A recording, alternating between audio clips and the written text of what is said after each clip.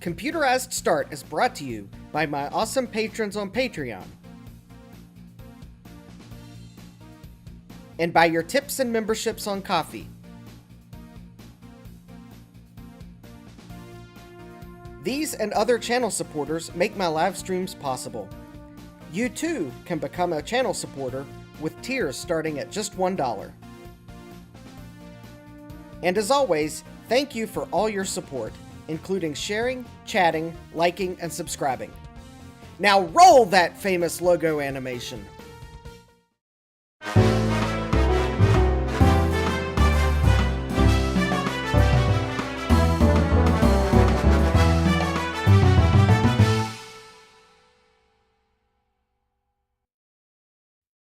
Good evening and welcome back to Computerized Start Live. I am your host, Justin D. Morgan, and yes, I have made a few changes to the streaming setup. That's all I'm going to say because I don't want to bias any feedback you might have for me, good or bad. So, let's see here. We have Francois in the chat. Hi, Francois. Needs sleep. Yes. We have Dave's Vintage Apple Tech. Hi, Dave. We have Jack68K. Hi, Jack. We have Gutbomb. Hi, Gutbomb. We have Kibbs with Retro. Hi, Kibbs. We have Joey Sartain. Hi, Joey. And we have a flickery light behind me. Yes. Bad light. I'm going to have to get light bulbs. It probably didn't listen to me. No, the flickering light behind me is not part of the streaming setup changes. Definitely not. And I am in focus, I believe. So there's that. Gutbomb can absolutely tell what they are. Excellent. Seriously, the Jack68K says, new camera now with functional focus. No. It's not a new camera. I went back to the old one because I didn't want to have to install the Anchor work software on this computer. Whoops! I might have just given away another change. Actually, you all knew about that one. Yeah, you notice the fact that there's not like a... Oh, wait, it was sitting behind the Packard Bell anyways. Never mind. Actually, I didn't go back to the old camera I had down here. I snagged the camera off my other computer, which is the same model as the one I was using down here, except the two have, like, different white balances. Jack says, I'm streaming from a Kaypro. Busted. Yeah, I'm streaming from a Kaypro. Yes. Well, here's another hint. And my ring light is visible in the overhead shot now. That's right. Okay, so probably have a few technical difficulties because I apparently forgot how I had the camera mounted. Which mic am I using? Yes. Jack has noticed that I am not using the Blue Yeti that I had down here. I thought I would show it off because I suspect that I won't be going back to it. A wireless Blue Yeti. No, I don't know if you all remember, like, a number of years ago. I know for some of you, you probably weren't subscribers to my channel yet, but I attempted to fix this microphone. And I took it all apart. And I was not able to make the dent come out one bit. Yeah, that's like mega dented. Interestingly enough, though, it is dented right up to the capsules inside of it, but not, like, touching them. If that says, like, how much dead air space there is in there. But yeah, you could go back and watch that stream. I fixed it by doing that at the end of the stream. That's why I have had a windscreen on this microphone that I've had down here, is to hide the fact that it was dented. Anyways, no, as you can probably tell, I'm not using it. I thought I would show that off Uh, yes, I am now using the Fee-Fine or Fi-Fine or Fee-Fi-Fo-Fum-Fine microphone, and I'm not impressed. But anyways, I don't know if that's the microphone's fault, but I'm so far not impressed with it because yes, Jack has guessed the other thing. Oh, all the reactions to how dented that microphone was. Jack and Gibbs. Oh, and Gut Bomb. Yeah. He had that covered with foam anyway. Never do. Yeah. Oh, that poor windscreen. That poor thing. Yeah. Okay. So, yes, I am now using the Digigram VX222E audio card that has 2 XLR inputs and 2 XLR outputs. And actually, you are not wrong, Jack. There is some processing going on. It is not the processing that Gut Bomb that you think it is, though. The reason why it sounds like there's some processing going on is I think I need a microphone preamp.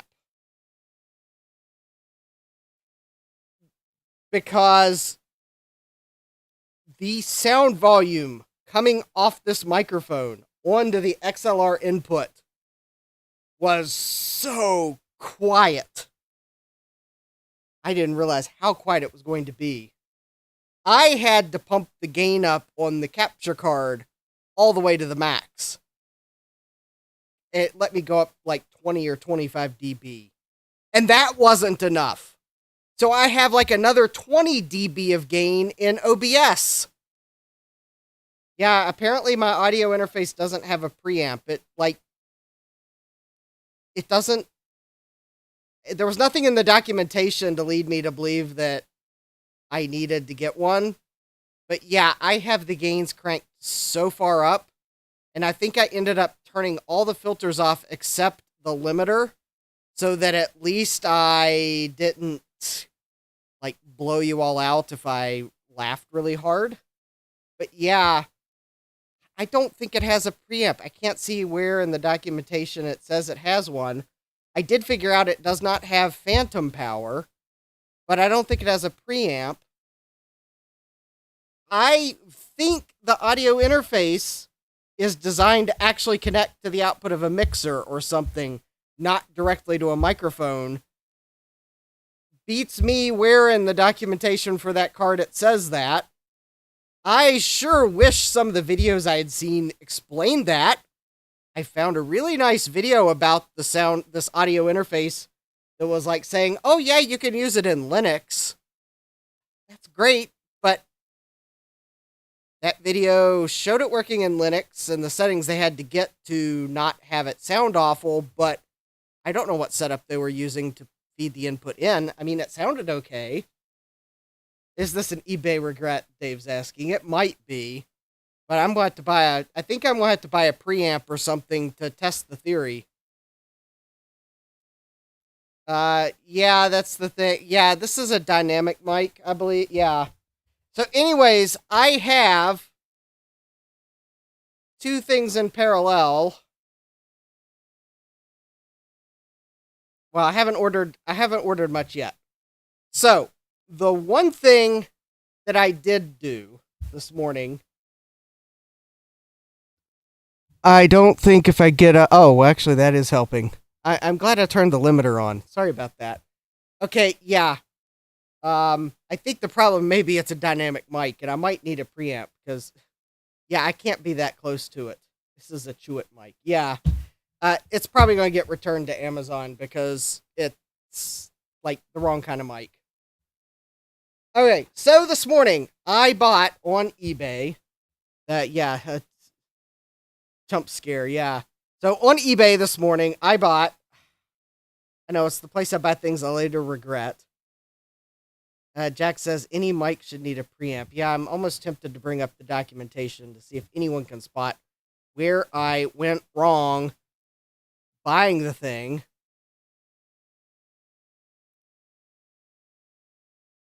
But this morning on eBay, the place where I buy things I later regret, because I haven't learned yet.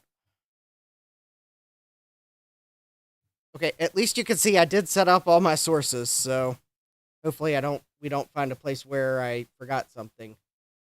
Yes, this is the VX222E professional stereo sound card. It is not the VX22E-mic, which I do know the mic version of the sound card does have phantom power, but this is not the mic version of the sound card. Anyways, let's see here. For technical support, please contact your system supplier. Yeah, that's nice. Let's see here. Main hardware features. Oh, of course, this is a professional premium product. Although I think if I'd paid full price for it, it's a relatively reasonable price for what it is. Still, why don't you put the links for the page numbers in your PDF file? Features. All right, main hardware features. All right, 2 balanced analog monoline inputs with software adjustable gain and a maximum input level of plus 24 dBu. Which actually, I think that if I had read that, knowing what I now know, I believe I would have probably read that knowing that, oh, so it probably needs to be coming off a mixer or a preamp. Because notice it doesn't say minimum level. It's software adjustable gain. All right. Blah, blah, blah, blah, blah. I don't care about the general.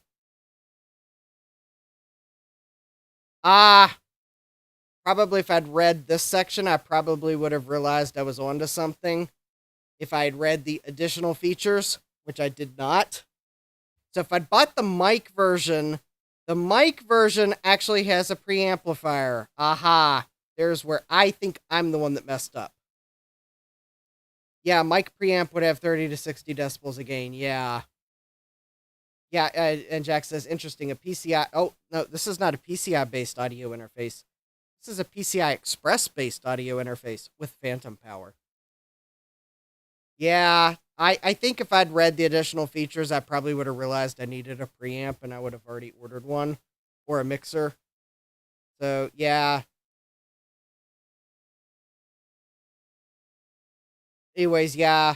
Actually, the interesting thing about the sound card is you could use this thing all the way back to Windows XP. Even now. Yeah. Like, this card is like... I think they still have drivers for XP for this card. Seriously. I guess it's because some professionals haven't updated their computers yet. No worries, Jack. I just wanted to make it clear in case someone... Like, if I get this thing working and someone wanted to get one, I wanted to make sure they knew it was PCI Express. Yeah, I'll just get an external preamp. Somewhere in here there was a diagram. All right, where was the diagram?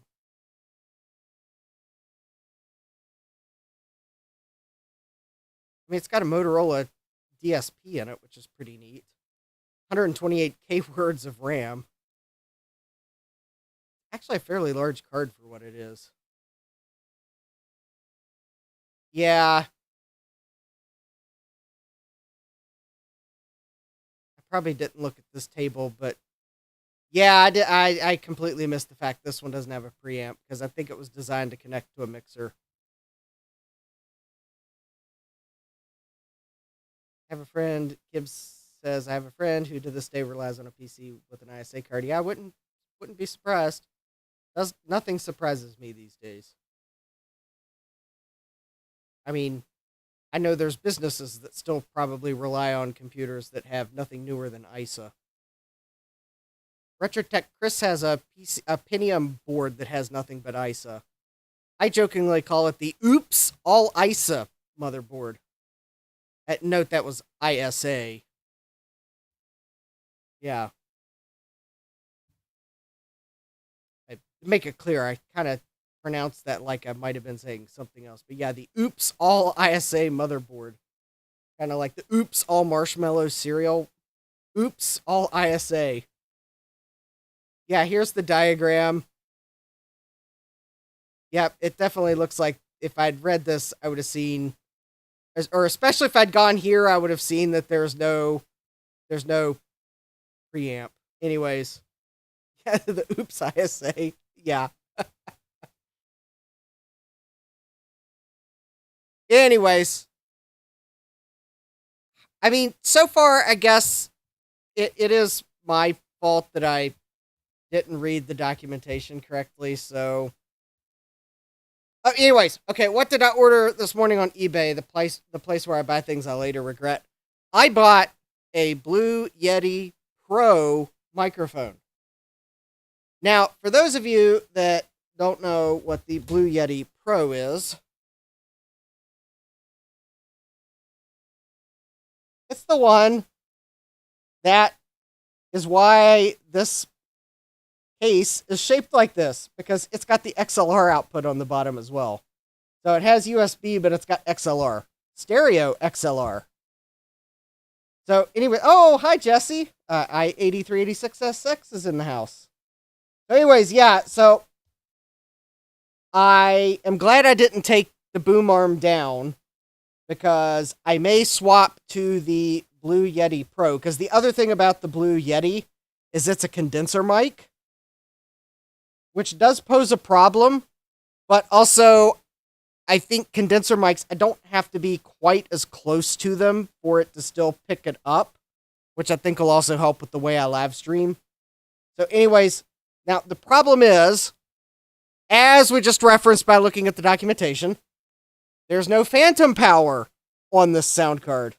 So I think what I'm actually going to do, although I did see a couple auctions on eBay that I would like to maybe try to bid on first before I just go out and buy a new one. I'm thinking of actually just breaking down and buying a mixer instead of a preamp or a phantom power injector, because I think I'm still going to need the preamp with the Blue Yeti, although maybe not as much preamp.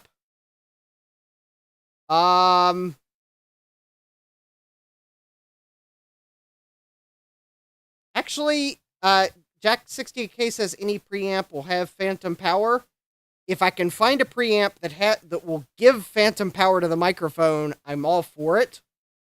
The problem is, so far, because I do have general guidelines about stuff I buy for audio equipment, I don't have time to fool around with no-name brand stuff. I took a risk on this Fifine microphone because it's like doesn't require external power. I think I'm kind of it's a rare Amazon regret, but Amazon has a really good return policy, so there's that. In fact, their return policy is so good that oftentimes, as soon as you drop off the item at the UPS store, you get the email saying, here's your refund. So I call that a really nice return policy. But anyway, yeah. Okay, so the thing about the Blue Yeti is it does have a preamp, which is why I haven't had a problem. However, the preamp only works if you're using it through USB. If you're using the Yeti Pro with XLR, you actually have to turn the gain knob all the way down because it doesn't, the preamp's not active in XLR mode. Jack completely understands my language and has sent me an eBay link. So anyways, I would kind of like to at least buy a,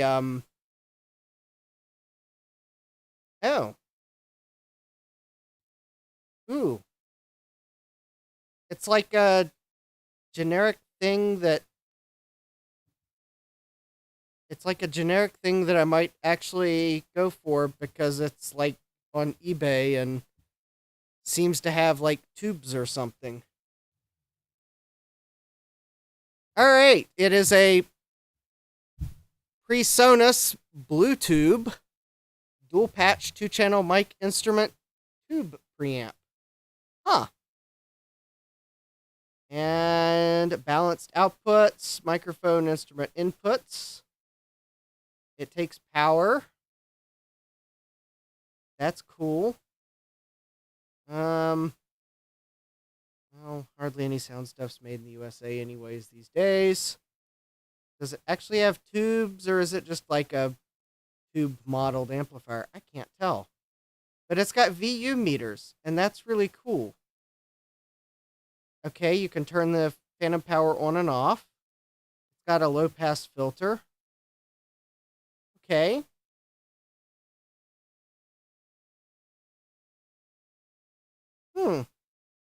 It's just an analog preamp, XLR in and quarter-inch or XLR out.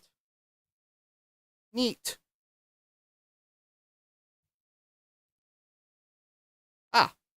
I'm not even signed into eBay, so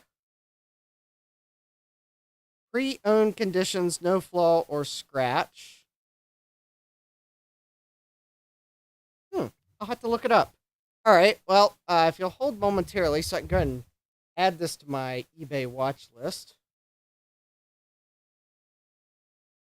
Yes, please unlock. Arg. Oh, there we go. Hold, please.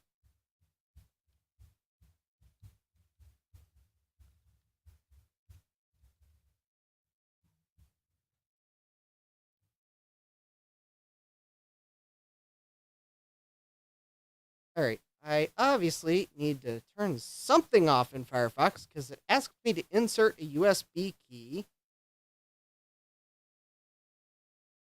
And that's just completely bonkers. All right, don't know why it did that. All right, I have added it to my eBay watch list.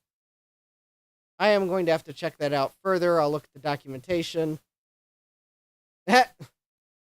Jesse says, Mad Dog has that dog in it. Yeah, it's really tube, Jack says. Yes.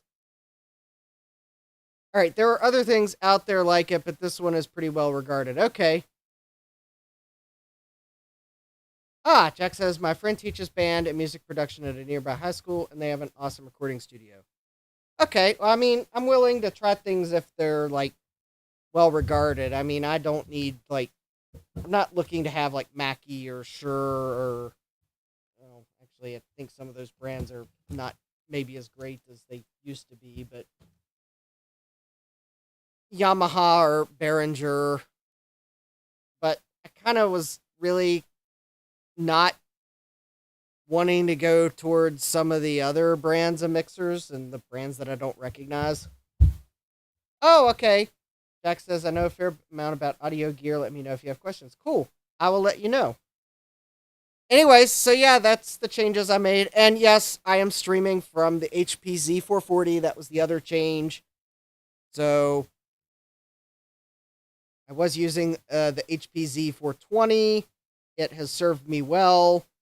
It's now, Jesse says, Shure is affordable if you look for the right stuff. Yes. Yes, I do know that Shure does make some good stuff that is affordable. They also make some really good stuff that is the, if you've got the money to pay for it, you're going to pay for it. Yes, Shure is definitely, yes, I know there are some brands that they've got, that they do make really high-end stuff, but they still have affordable stuff that is decent. So, yeah. Oh, hi, Jamie. Welcome. Yes, Jamie's got a little cheap Behringer mixer that has phantom power, works well enough. Yeah, I don't mind the Behringer mixers. Those actually are pretty nice for what they are. I mean, they're not like amaze balls, but they're what's the Dippin' Dots or whatever the cool thing kids these days eat. But yeah, they're decent enough. I at least recognize the brand and they're decently well made. I just don't want something that's like a knockoff of something else that's going to fail in like 31 days, like right after your Amazon return period's done. Tired of like buying things that fail in like Amazon return period plus 1 day or something like that, or plus 5 days or whatever it is until you're like really truly out of the return period. I know sometimes if you're like just right outside of it, Amazon will make an exception in certain cases. But yeah, like when it fails, like when you're definitely out of when they can make an exception. Jamie says, greetings from the treadmill. Jesse says, I had to deal with AV and TVs extensively at the casino. The AV tech worked with one of the presidents. Cool. Yeah, Shure and Audio Technica make good stuff at a wide range of prices. Yes, Audio Technica is another one of those brands that, yep, yeah, they do have good stuff. I know there's another. I'm trying to think. I think there was another microphone brand that, like, they have a wide variety of stuff. So, anyways, yeah. So I'm hoping to make a few more changes to the streaming setup. I'm trying to roll it in.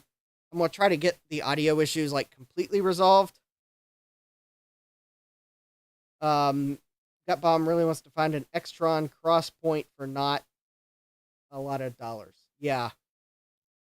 I feel that those things go for pretty penny. Extron stuff's good though. I'm gonna get there's an Extron scaler I'm going to get used. Alright.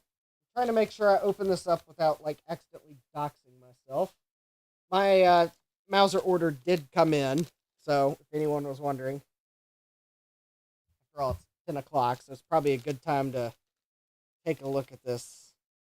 Alright, so I should have some parts for the Kaypro, but I did order a few other things as well, which I will go into here to tease things that are coming up. All right. So, some things to look forward to. I've got a 2VX motherboard. It's the motherboard or the logic board that was in the 2VX case that I got to build the Quadro 700 CD. I noticed that the through-hole axial capacitors had surface mount pads, so I'll be recapping that board soon. I'll probably do it on a stream just because I don't know if I can save the board. It didn't power up last time I tried to. So anyways, I'm going to recap it with some surface mount tantalums in place of the through holes because those through holes are so hard to remove. Anyways, that was part of my Mauser order. All right. As you all probably figured, I ordered some replacement parts for computer. So here they are. Hopefully I don't misplace the 555 timers yet again, because somewhere I have like a blue million 555 timers hiding. And I ordered some op amps. These are to replace the last of the Hitachi parts on computer. So I'm going to set these where I will hopefully not lose them, but time will tell. All right, I did order capacitors for and some other parts for the Kaypro power supply, which we'll get to in a moment. And last but not least, I ordered the capacitors for the LTE 286 power supply. I ordered, so I had to get some non-polarized caps to replace there was a non-polar cap. Unfortunately, that's like the smallest one I could find.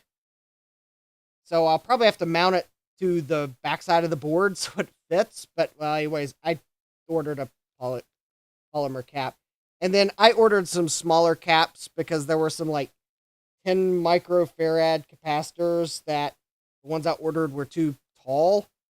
Because what you didn't see, I tried to put the thing back together after the stream and it wouldn't close because the 10 microfarad caps were too tall.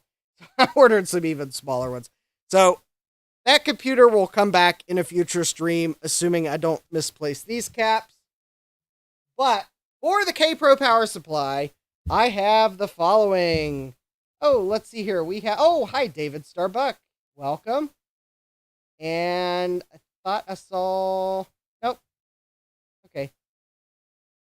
Time to make a time machine. Yes.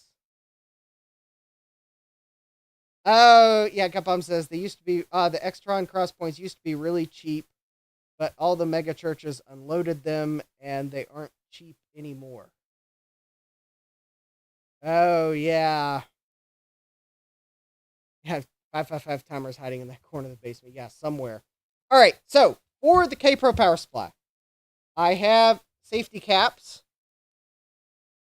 Unfortunately, one of them is the type I didn't really want to order, but it was the best fit. So, and then I ordered the Y-class replacements. And these are actually, the Y-class ones I ordered are actually a new part at Mauser, so hopefully once I open them up, I'm not, I didn't fall for an inaccurate description. But yeah, I had to order, yep, someone's already noticed, yes. I ordered a Kemet safety capacitor, which for anyone that didn't immediately recognize, Kemet owns Rifa. So yes, someone 30 years down the line may have a Schrodinger's Rifa cap problem with this Kaypro. Could be me, could be someone else, but yeah, Schrodinger's Rifa in 30 years. It's both smoking and non-smoking until you turn it on. Also, I ordered an SCR that is a better match for the original one. Not that I could read the label to really tell what the original one was, but I think this is a one that's rated for the higher of the two potentials. And because you all might have noticed that it seems like there is another item loose. I think it was on Dave's stream because I really wanted to order things before I missed the opportunity. I did a little probing around on this power supply, and I did discover another part that is not functioning correctly. And I'm going to have fun getting it off because that is riveted on. I believe I've got a mounting kit somewhere in the basement so I can screw it back to the heatsink. But anyways, this is a Schottky diode, and it is not dioding. It conducts in both directions, which is definitely not correct. So actually this SCR, well, I think I tried to test the SCR. It was acting as if it was not behaving correctly. So I'm still going to replace it.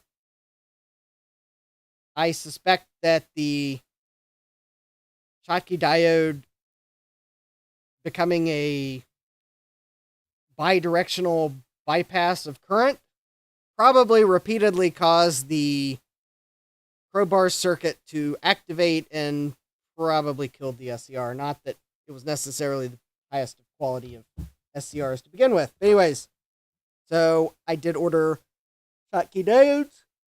Now, you might be wondering, because there is another diode on the board on a heatsink, I did also pull this one off during Dave's stream, but it actually is still a diode.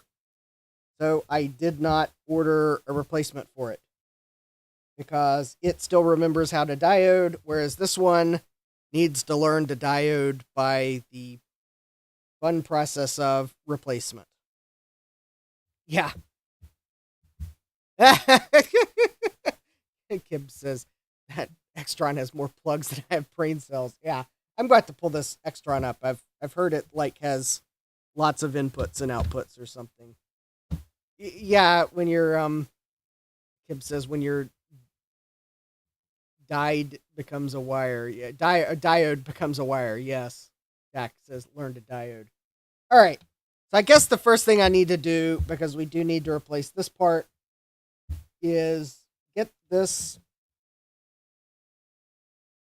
Well, actually, first I will show you what the current part is doing. That's probably the fair thing to do. That way, at least it's on the record for my channel. That way you don't have to just take my word for it. So anyways, there we've got 0.17 volts. Voltage drop. And we got 0.17 voltage drop. So that seems okay. But if I reverse,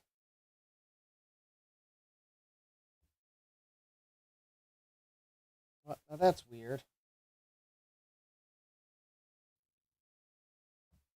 Well, it was certainly not doing that on Dave's stream, so.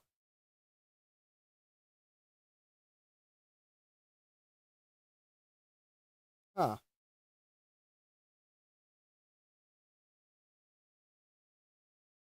Well, now that's weird.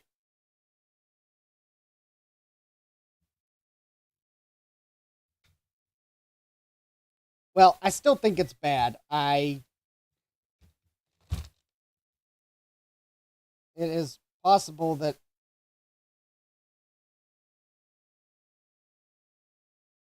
it was acting different on Dave's stream. So I'm going to still replace it because it was misbehaving.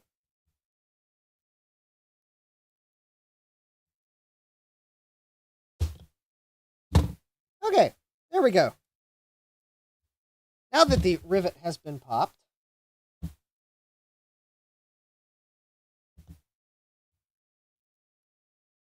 did it fix itself? Hi, Cubicle Nate. That is a heck of a heatsink. Yes, it is. Oh, well, now that's going to be interesting to remove.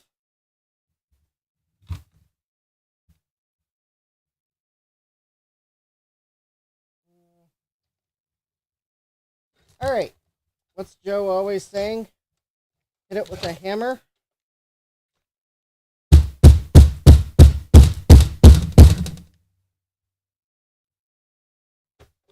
Well, that rivet is... Oh, actually... There we go.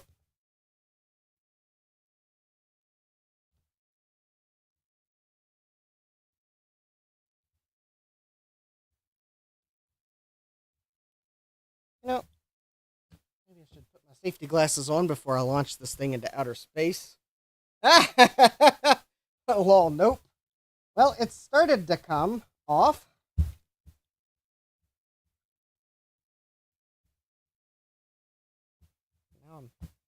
Well, actually, this is a high-quality brand of chip lifter. There we go. Am I going to screw the new one on? Yes, I am, because I wouldn't have been able to... I don't have a rivet gun to, like, re-rivet it. Maybe did I put this in here or something?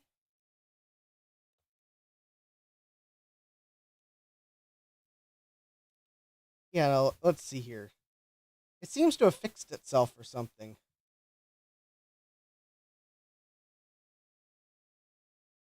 Which is really weird.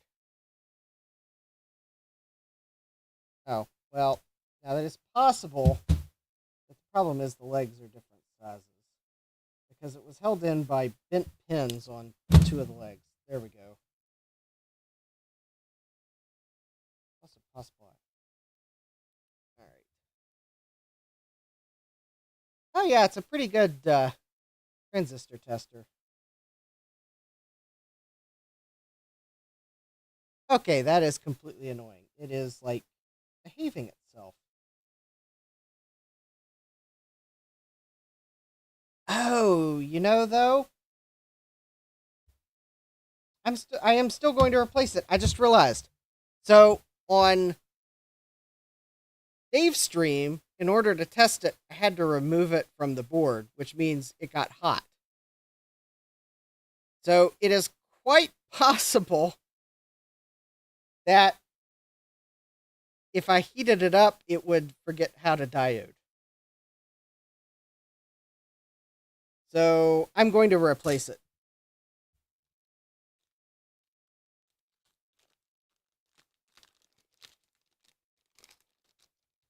I mean, there's I don't see any downsides.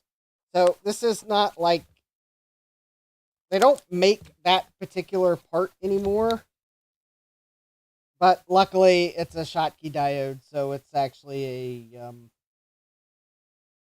So while they don't make that exact part, they make plenty of Schottky diodes that have the same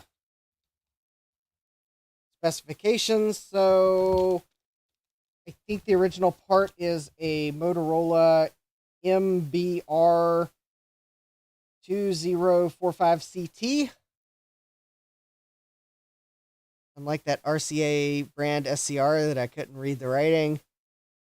And then I'm replacing it with an ST Micro, there we go, STPS 3045CT.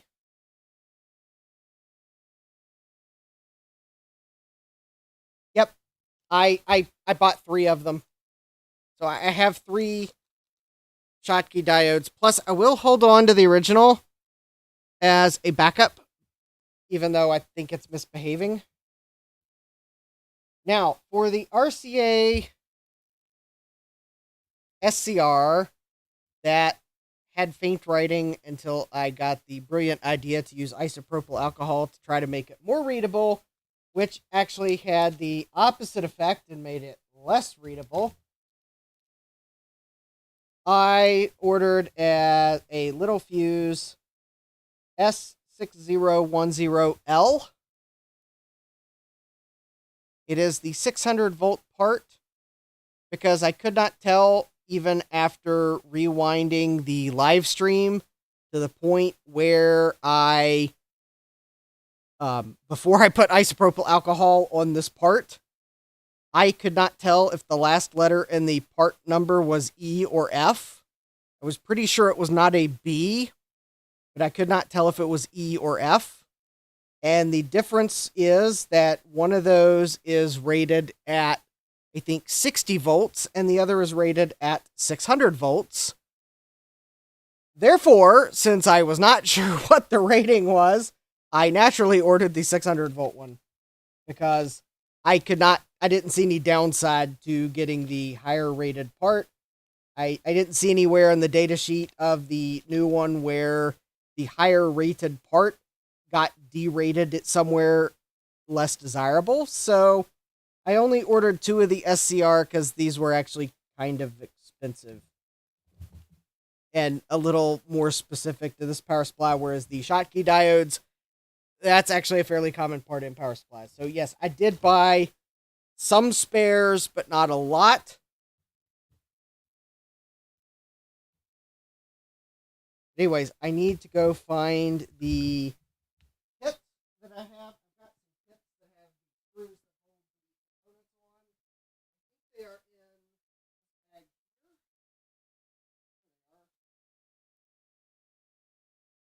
There they are. Yes. Although, let me just grab this entire bag now that I look at it. Now, there is something else I may do here while I'm in this power supply. So, I have some replacement linear regulators. And I might 7812. I may go ahead and replace the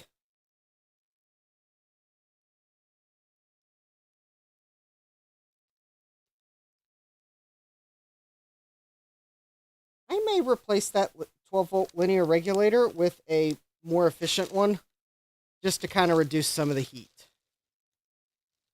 Kibbs is asking, oh, yes, please smash that like button. Thomas is asking, oh, hi, Thomas, welcome. Did the part fail on May the 4th or 5th? No, it didn't. Otherwise, I could blame, like, I don't know, blame something, someone. All right. So anyways, I have some linear regulators. I just bought them from Console 5 for the most part. Although I think the 12 volt ones I bought from Mauser. In fact, this little kit here I got from Console 5. It's basically the parts you would need to mount one of these. I think these are like, was it a TO220 form factor or something like that? It's just like a generic kit. So it includes an insulator. But I'm fairly sure that I don't need the insulator on this part because I'm fairly sure that oh yeah, it's going to be a common cathode, and I believe the cathode is connected to the middle tab. In fact, I could probably check it with the multimeter here real quick. Anyways, the heatsink is actually connected to the same pad as the. Oh yeah. Okay. Yeah, it is totally fine if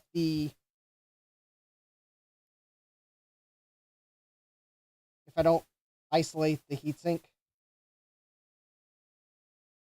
because the two pins on the heatsink. Oh, thank you, Jack. All right, yes, I do have. I mean, I do apparently have runaway hardware. I may have to. Apparently, I somehow.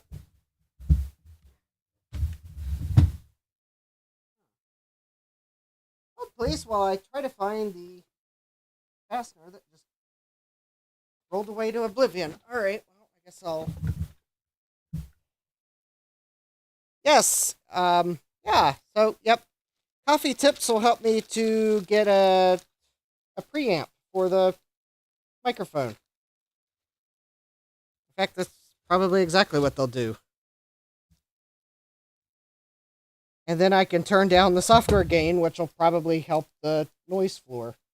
Yeah, if you wonder, for those of you just joining, I did swap over to my new streaming computer, which means that I am using the XLR audio card, and I unfortunately discovered that after I set it all up, the version of the card I have does not contain a preamp. So I have like the software gains turned up. Don't roll over the escaped capacitor with your desk chair. Actually, it was the nut for the attaching the component to the heatsink that ran away, which I'm pretty sure I will completely and totally run over, and my wheels will make a funny noise when it runs over them. And I'm totally sure that at some point I will have to replace the wheels of this chair, because I will probably break one after I run over something they weren't intended to run over. And I will totally leave a review. Well, if assuming these wheels are ones I installed, I will totally in the review, when I go back and finally review them, saying, yeah, these wheels lasted like 3, 5, 10 years, however long I'll have to go back and look. And what broke it? Well, I ran over a flux capacitor with my desk chair, and totally embarrassing. Next time I'll remember to pick my flux capacitors up off the floor, but that was a pretty impressive run.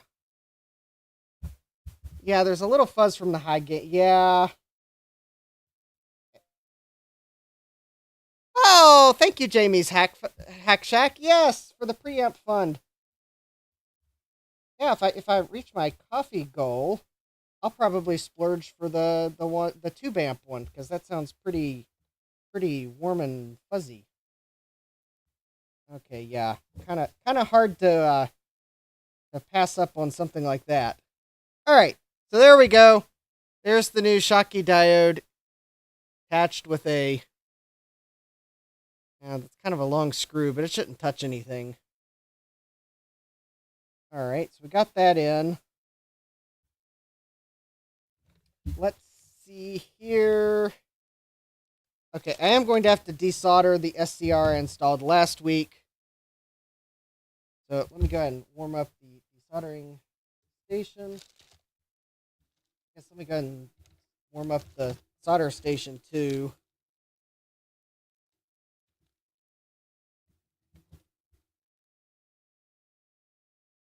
You know, I'm very tempted to just go ahead and replace that 12-volt linear regulator, and thank you, Gut Bomb. All right. Kim says I'll be leaving a review for the chair. Yeah, the wheels lasted 10 years, then I ran over an IBM 5150. which fortunately was built like a tank, so the chair wheels took the brunt of it. But that's pretty impressive. Amazon will be like, you can't put that in the review, sir. But it's the truth. Yeah, good one. All right. Yes. All right. Yeah, Jack says the 5150 was fine. Yeah, exactly. Yeah, Amazon will be like, you can't mention other products in your review that aren't the item you're reviewing. Oh, yeah, Kim says Amazon allows that as a review. Yeah, probably. Uh, yeah, they probably would allow that as a review. Yeah, this chair, yeah, this office chair survived rolling over an IBM 5150. Or this office chair didn't survive running over a 5150, but fortunately the 5150 survived. Ran over lots of other stuff. Yeah, I've run over plenty of other stuff and no issues. But all right, so I am going to go ahead and solder in this diode just because.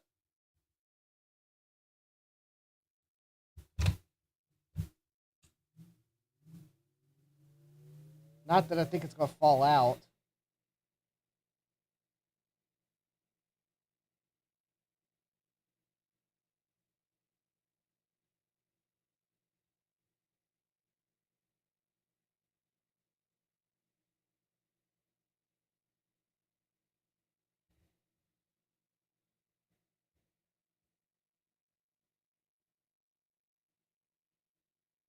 Oh, hi, Retro Techie. No, it's not fixed yet.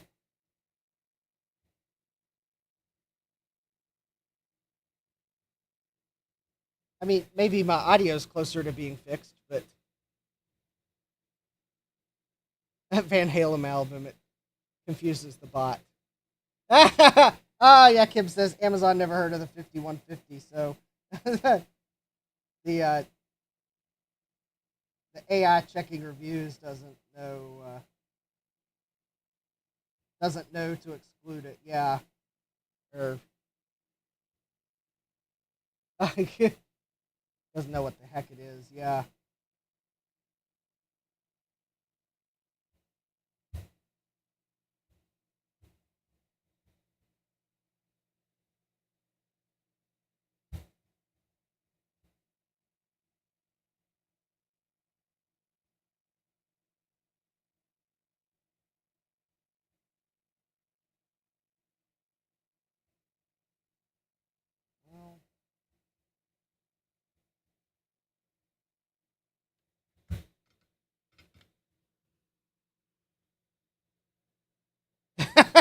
Jack says, "Law Amazon reviews.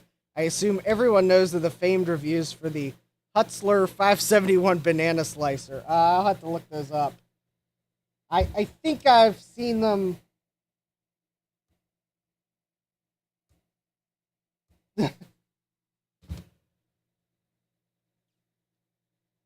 I'll have to go back and check them at some point to be sure. All right, so we got the Schottky diode in the new one.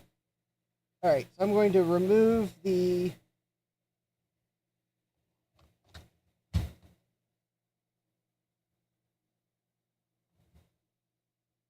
SCR I installed last week.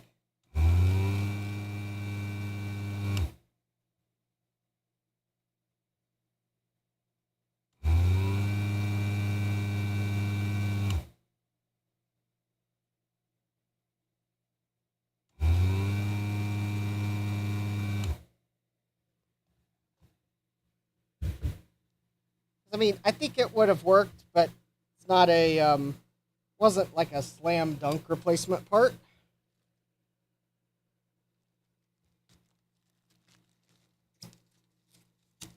It was the SCR part for the Kaypro supply I worked on last year.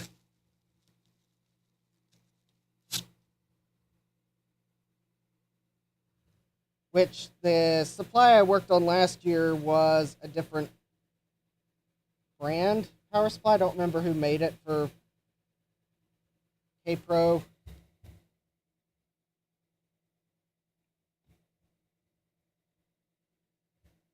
But it was whoever made the TRS-80 Model 4 power supplies, because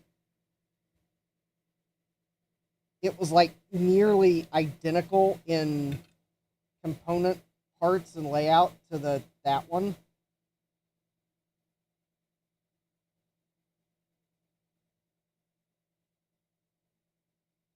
Which is actually how I determined replacement parts for it, because it was so close to the supply Tandy used. I used the parts list for the Tandy supply to preemptively order parts for it, not knowing what was wrong with it. And that actually worked out.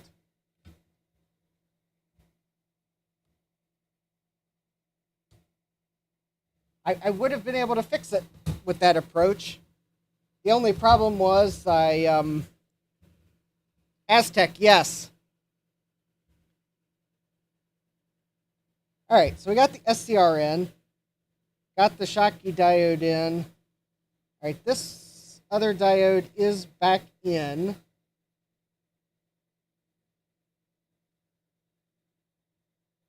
So there is the simple matter of the... Okay, that's just a transistor.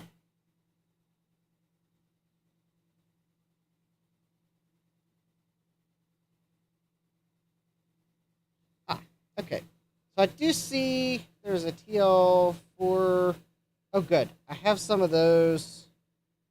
I was looking for the negative voltage regulator. I don't see it.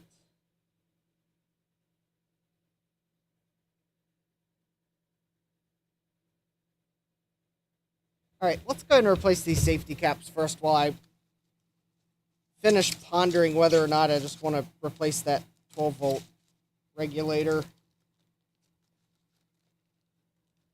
On the one hand, the replacement I have is a more efficient...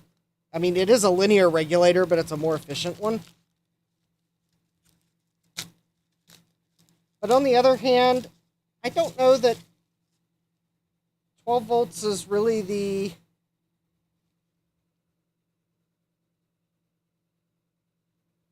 If the 12-volt rail had so much power draw on it that that regulator would be worn out.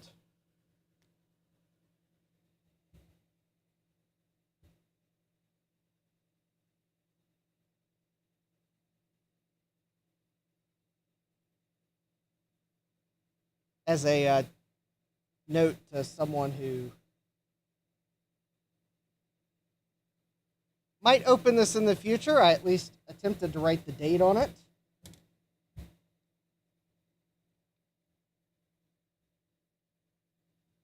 So that at least they might not freak out right away that, oh no, there's a reefa in it. Like, including myself.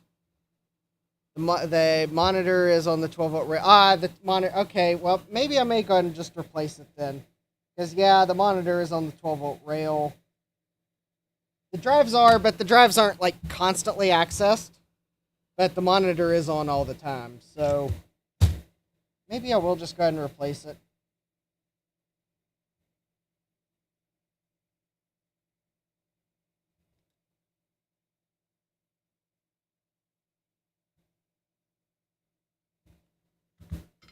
All right, there we go. The X-Class safety cap is in. Now, let me get the replacements for the two Y-Class ones here.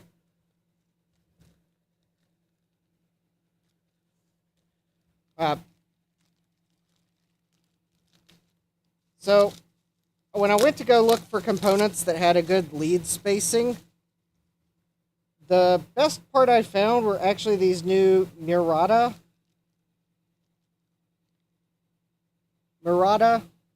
safety capacitors.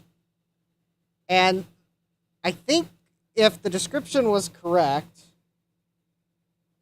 and I'm actually going to check the marking with a microscope, I believe they are like X1, Y2 rated, or something like that. I'm hoping they're marked. Yeah, there we go. Yeah, they're X1, Y2 rated, so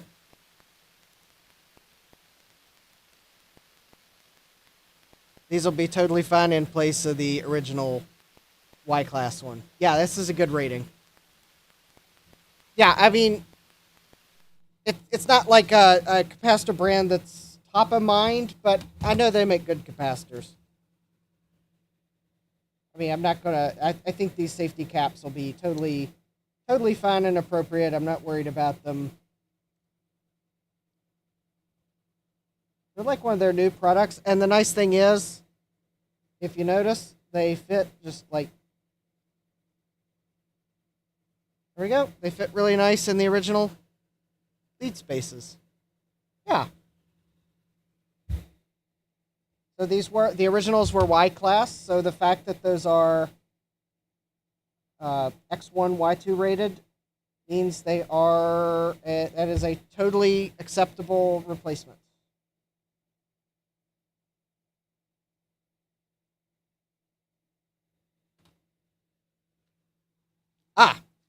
Thomas says I use those capacitors in the Coco 1 PSU. Yeah.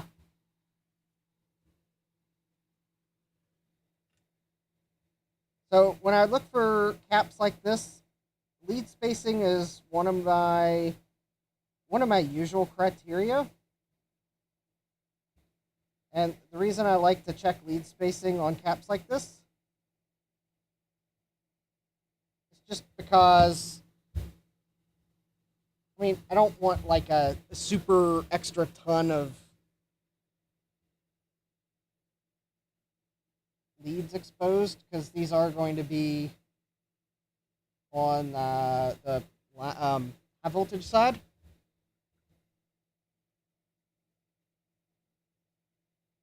So it's kind of one of those. The more I can do to reduce the likelihood that you'll like short something to it, then all the better. I mean, obviously, if I had a case where I thought that I couldn't like get the leads as short as I wanted, and I thought there was a likelihood that something might fall onto them or touch them, I mean, I could use some heat shrink tubing, but let me all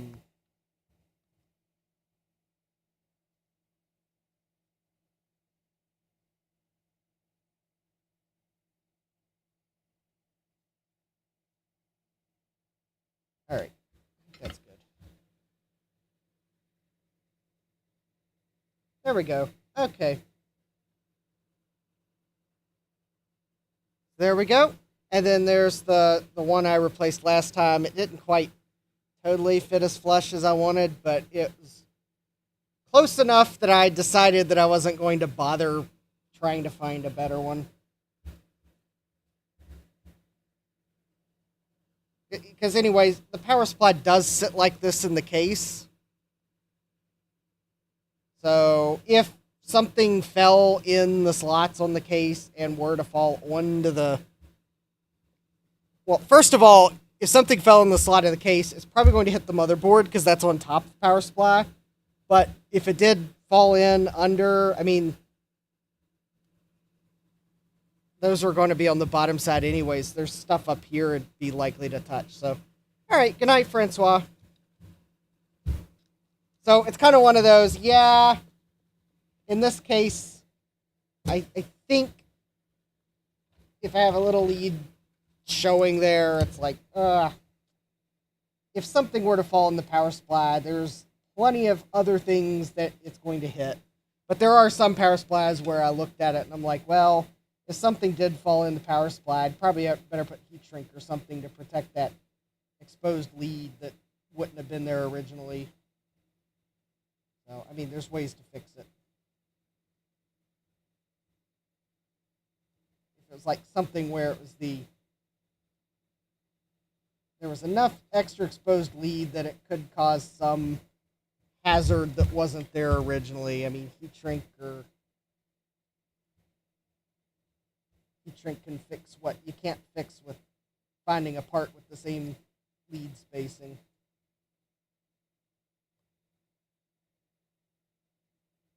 Now, the nice thing about this supply, and a lot of them, it had more than one. It did have more than one lead hole for one of the sides of the cap. In fact, I think on one of them, I think there were like 2 extra holes. I guess they gave themselves options for one of the safety caps. But,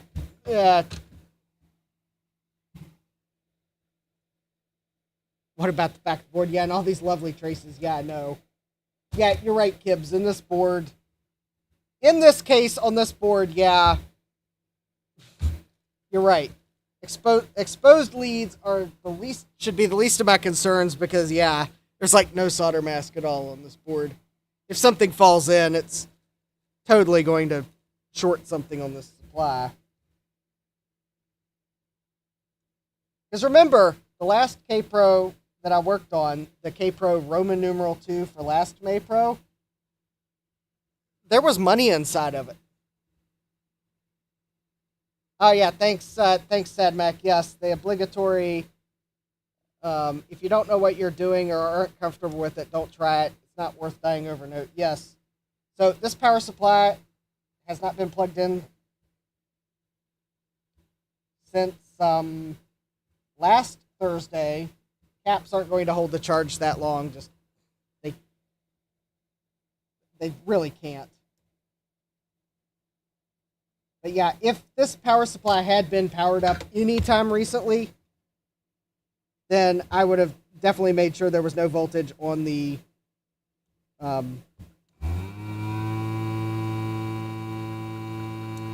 voltage caps first.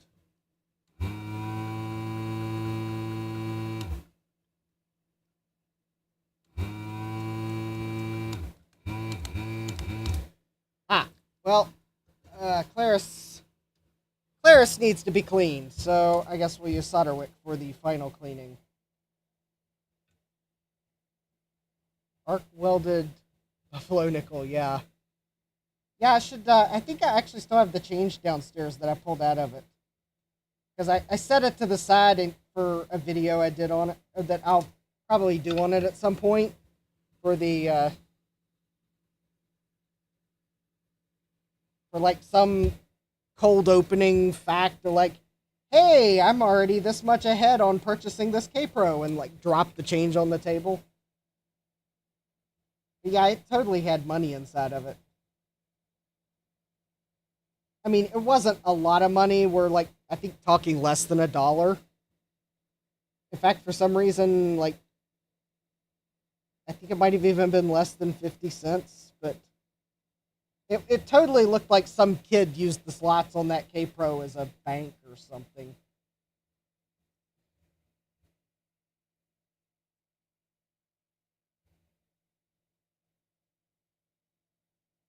Unfortunately, this one didn't have any money in it. It also didn't have any case screws in it. So if there was money in this Kaypro, the seller probably removed it.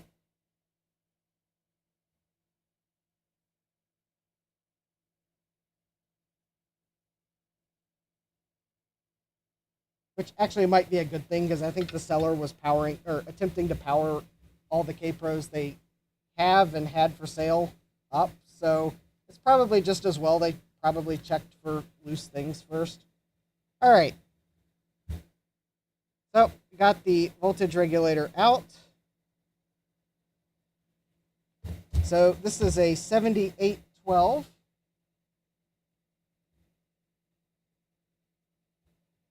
So we will go ahead and replace this with a, so its replacement is going to be a 78S12.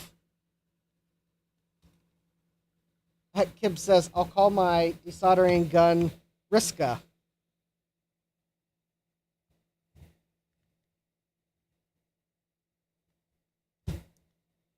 Well, I call mine Claris after Claris the cow dog of Apple fame, because mine sounds exactly like a cow dog would.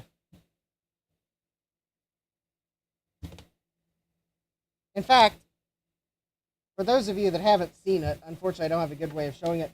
I have a Claris sticker on top of my desoldering station.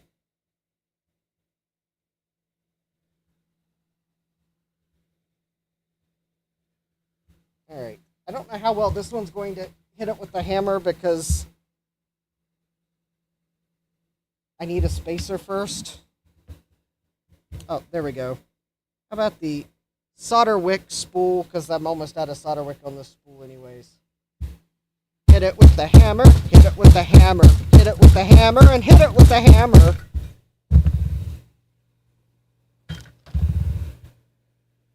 Oh, actually, that worked pretty well. Oh, Riska, and I'm sure I mispronounced that, although maybe I got lucky. Oh, good night, Jamie. Riska is a cow name used by many Hungarians. Oh, cool. Then that would probably be appropriate. I don't know how cow dog got translated into Hungarian, if it did. I mean, I don't know if Apple tried to translate it. They may have just decided that, we'll just call it Claris the cow dog in English because it doesn't translate into other languages, but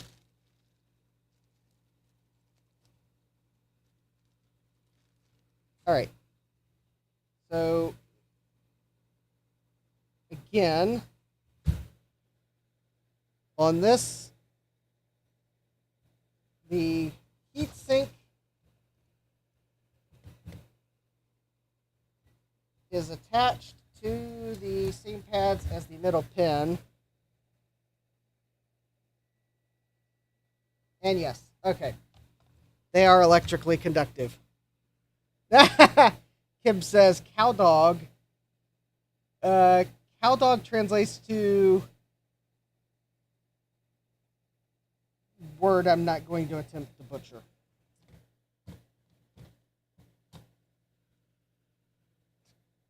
There you go. It's in the chat. So Gutbum says mine is named Elsie. Oh, yeah. Cow dog. Jesse says cow dog is a spinoff of cat dog. Yeah. Well, the reason why it's called Claris the cow dog is I believe Susan Kerr drew the icon. Although maybe in this case, maybe Susan didn't draw the. Actually, no, I think she did. So she drew the icon, or whoever did, and then I guess they were looking at it, and there was some debate whether it was a cow or a dog, and I think one of the managers finally said, "Fine, it's a cow dog," or something like that. At least that's the way the story's told. It's like, fine, it's a cow dog.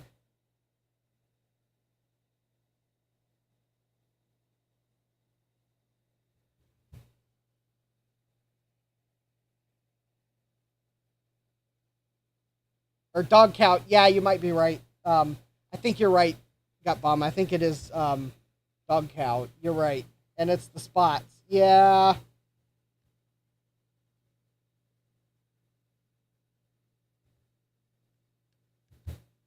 I know if you're on iOS and you type dog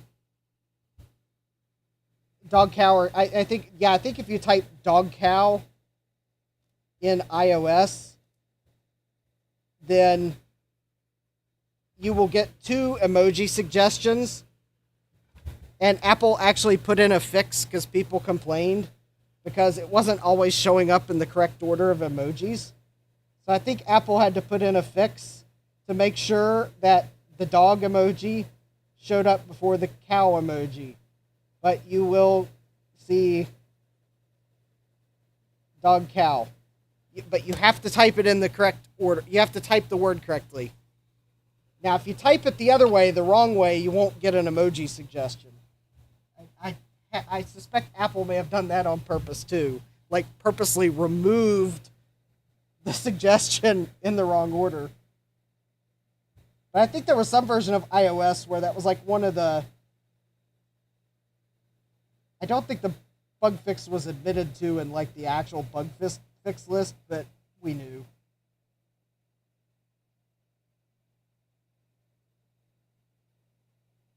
I wish I could remember what version of iOS that was. where the fix one of the fixes was.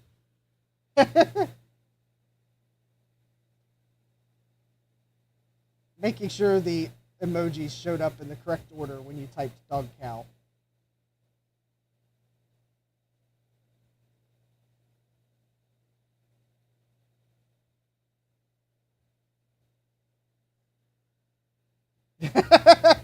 Yeah, Tim Cook was really smoking the emoji, or was really milking the emoji.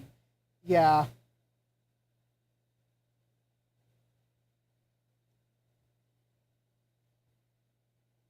Although, I guess speaking of Tim Cook and Apple, I know apparently, well, I knew they had some product announcement thing, but it completely threw me off at what time they held it at. Because normally those things are held at like 11 a.m. Pacific, 1 p.m. Eastern, so it's like right after lunch. And here I was just minding my own business at work that morning, and it's like, Apple releases new iPads, shows up in the news feed. I'm like, what? But yeah, I guess there was that animation that made everyone mad. But did you know that when one of the G3 PowerBooks came out, Apple had a similar commercial where they ran a steamroller over Pentium laptops?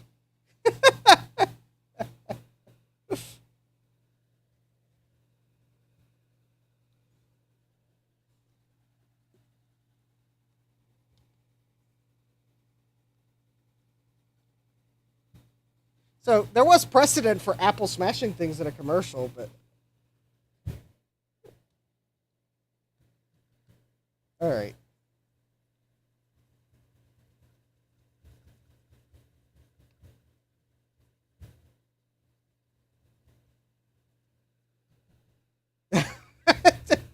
Jack says, I'd like to run a steamroller over my work laptop.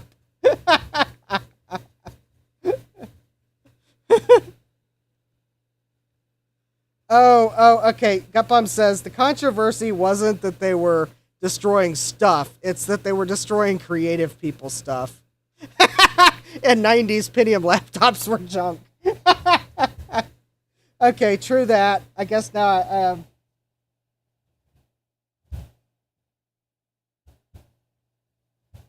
yeah, 90s Pentium laptops were junk. That's for sure.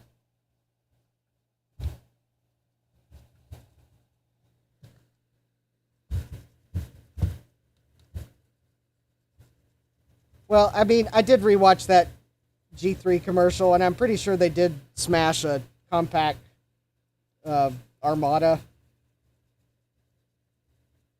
I guess it would have been an Armada series. I'm pretty sure they probably also did smash a IBM ThinkPad. Obviously, they removed the logos from the computers, so it looks like they're smashing generic laptops. But I totally knew that what some of them probably were, and one of them was either a compact Armada or it might have been a Toshiba, because I know Compaq and Toshiba seem to have similar designs on some of their laptops. Yeah.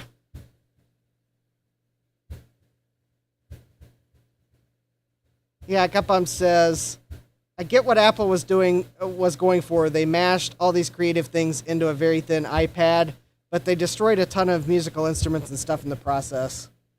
90s Apple commercials weren't about replacing people's creative processes, they were about enhancing it. Yeah, I get that. I would also probably like to point out that I did watch the commercial Apple released, I guess when they announced the new iPads. I think it was an animation, unless someone at Apple confirmed they really did smash that. I think it was a. Although still, if it's an animation, I get it. There's still the symbology of smashing creative people stuff. I get it. I think it was an animation though. Enhancing it with stuff I couldn't afford. Yeah, I don't think I can afford the new iPad either. I got bigger things to go for instead of an iPad. I'm kind of thinking that might have been an animation. Or as Ron pointed out, because I made the comment that I thought it might have been an animation. He said, well, it could have been they had actual things. So the props might have actually existed, but they could have also, like, the animation sense, I mean, they might have still smashed the stuff. I don't know. The animation sense could have been that they made them they juiced it to go the way they wanted to. Because I watched it, and some of the things smashed completely opposite how I would have expected it to smash.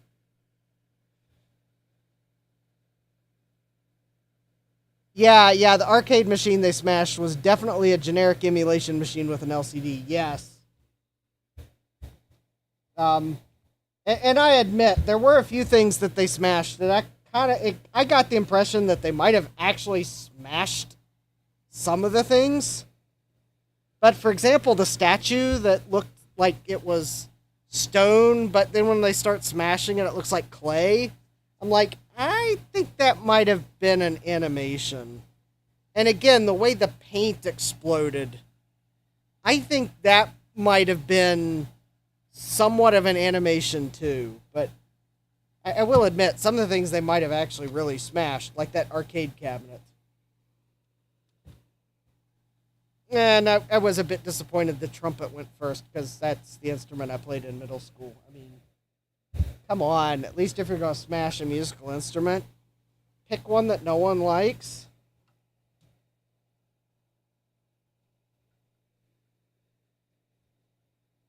And now the audience notices that Justin is not suggesting the alternate instrument.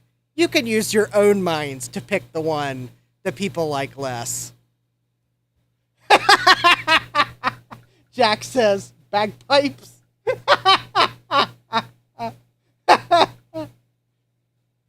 Oh yeah, Gupbum says, and it has a fire explosion, which is not real. Yes, yeah, that was kind of the. I mean, the hydraulic press didn't look real, but I will also admit that the hydraulic press might have been an animation, but they might have been actually smashing some of the things, and then putting the animated hydraulic press on top of it.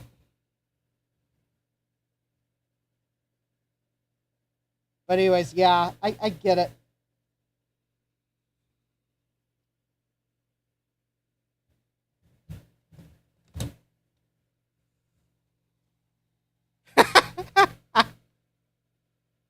Yeah, Gupum says the camera lenses look real though, and the guitar, but the guitar also looks like a cheap $30 Amazon job. Yeah, I, I'm kind of now that we're kind of pointing out some of these things, I think I'm leaning towards it might have been it probably was hybrid.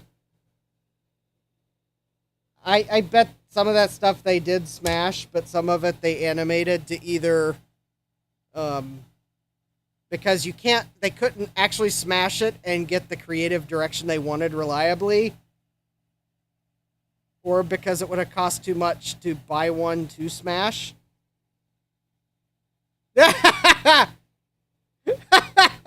Jack says bagpipes would probably make noise while being smashed. Yeah.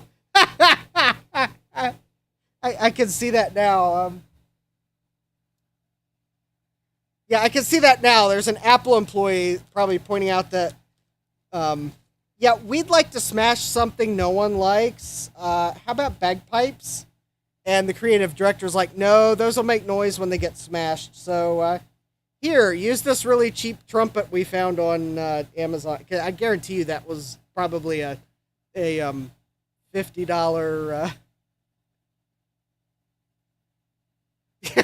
Yeah.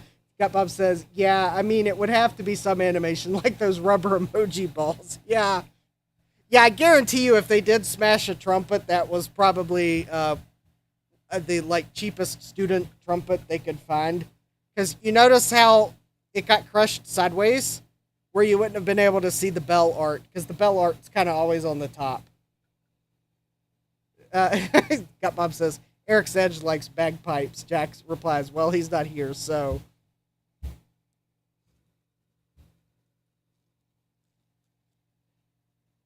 Yeah, I could actually see it in a sense of irony that the Apple employee that suggested the trumpet was someone who had recently retired from the army and got tired of revelry. No. Yeah, they were like, "Ah, I'm retired. I can't stand revelry. Let's crush a trumpet." Parent with a kid in band. Yeah.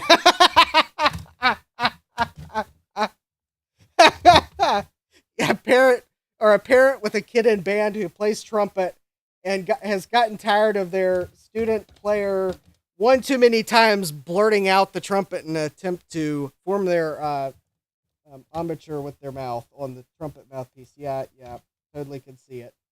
Totally can see it. I was a trumpet player in middle school, so yeah, I totally can see it. I do occasionally look. Still haven't found a trumpet like the one I played in middle school. Uh, I don't know if that's just because not many of them survived, or it was an obscure model, or I'm looking for the wrong trumpet. But I do occasionally look on eBay, the place where I'm pretty sure if I've bought a trumpet from, I'd regret it for some reason or another. Capom says I played the clarinet in band.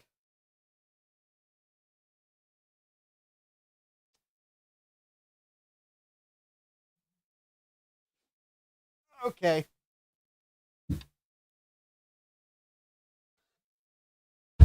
All right. Let's see if I royally messed up or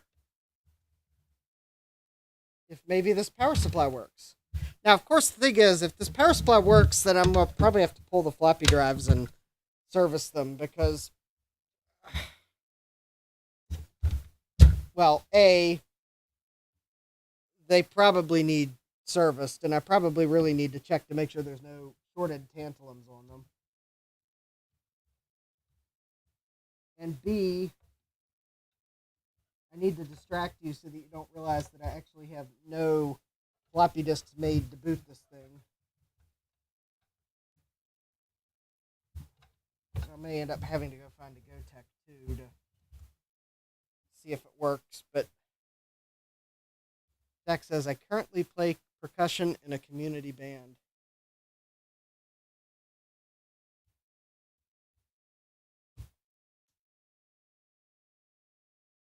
Cool. Let me see here. I'm trying to remember.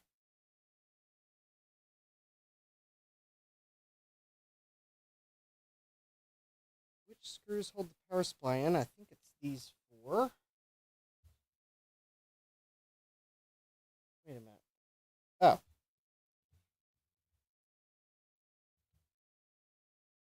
Pretty sure it's these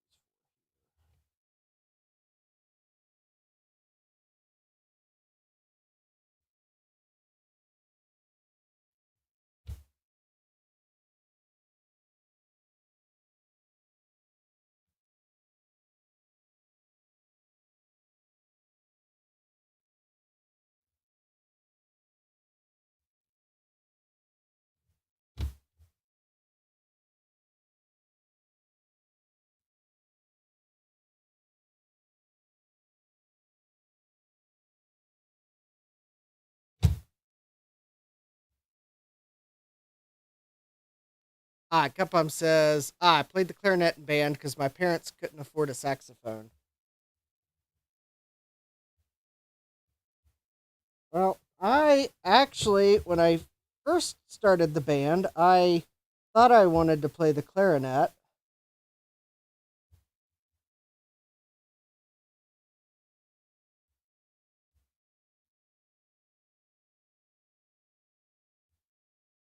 And was actually waiting for a school loaner clarinet to become available, and then changed my mind and decided I wanted to play trumpet instead.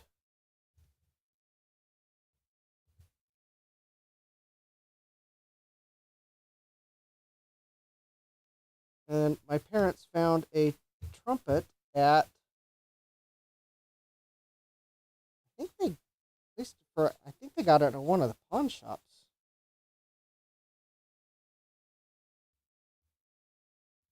Because the school didn't have many loaner instruments, so kind of one of those. I don't know if switching to trumpet would have made a loaner instrument available sooner, or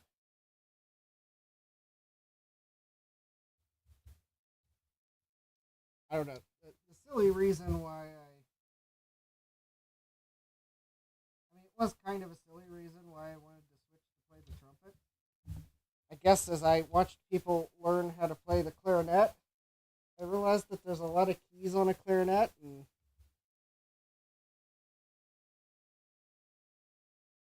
I wanted to play trumpet because it was simpler. Although I think in reality, I'm not sure the trumpet's simpler. Probably actually more complex than a clarinet.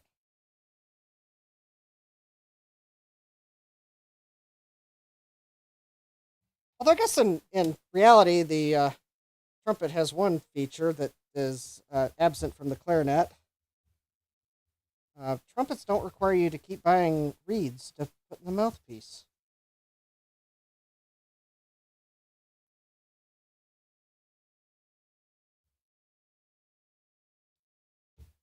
However, they still get you because as you learn to play the trumpet, you'll eventually want to buy better and better mouthpieces. But so they do get you, but it's more of a kind of um, in fewer larger purchases than more frequent smaller purchases. If that makes sense. I'm sure someone out there is like, yeah, I guess I see what you're saying. Yeah. And also don't forget that, yeah, just because you play trumpet doesn't mean that there's not other consumables you also have to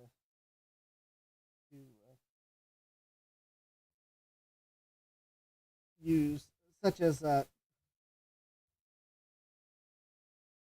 wonderful valve oil.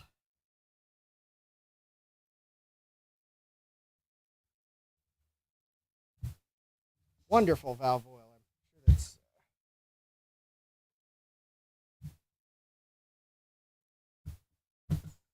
probably really great.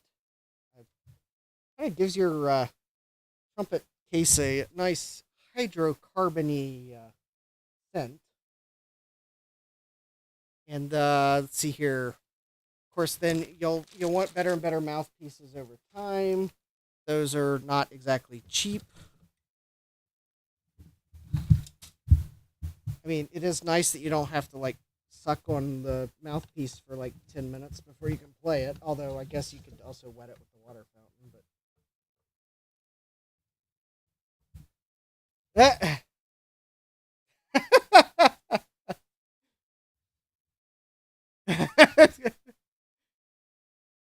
Jack says, smashing things in Jesse Simpson's reference reminded me of the episode where Homer tries to build the La Grill and becomes an artist.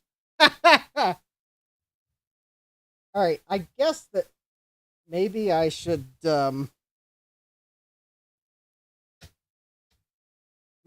least turn this on to make sure that it doesn't like completely do something really bad before I hook the logic board up. All right. Okay, assuming I plug the correct AC cord in. Uh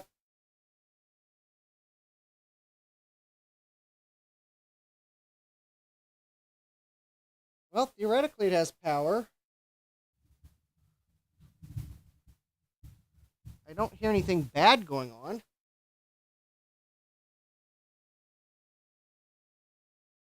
Okay, I do not hear the thump, thump, thump, thump, thump of a short circuit. I'm pretty sure I have power. Let me check with the voltmeter.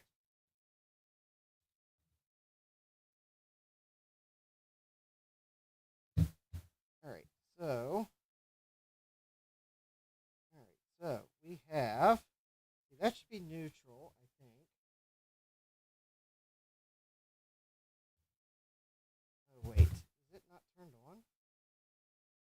Oh, it may not be turned on. 3, 2, 1.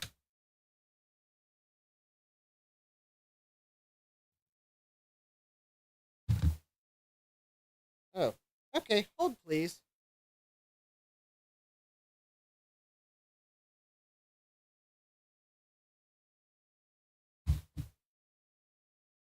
I had no voltage there. All right. So there's the power switch. Okay, that's definitely the on position. I definitely have a power plug plugged in. And unfortunately, I have like a trick power plug on the desk. Because I keep forgetting. Oh, wait. No, I moved it the other day. Okay. So we have. Okay. Let me try this again. All right. So I have no voltage there.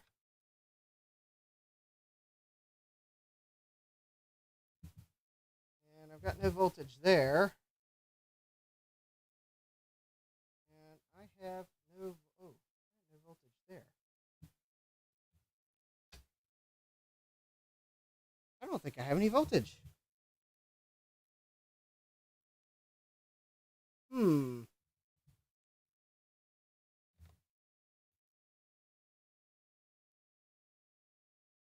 I mean, I didn't hear anything power up. I'm not seeing any voltages.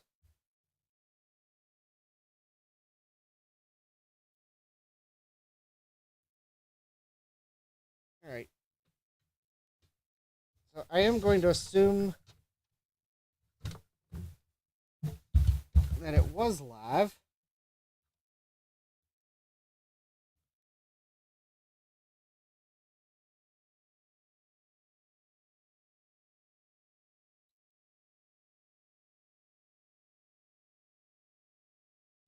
Am I getting AC to the power supply board?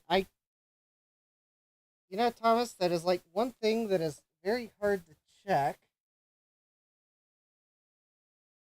because there's not really a good place to probe for that. However, I will check the fuse. It is entirely possible that. All right, it does look like the fuse is intact. Jack's asking, does the on switch work?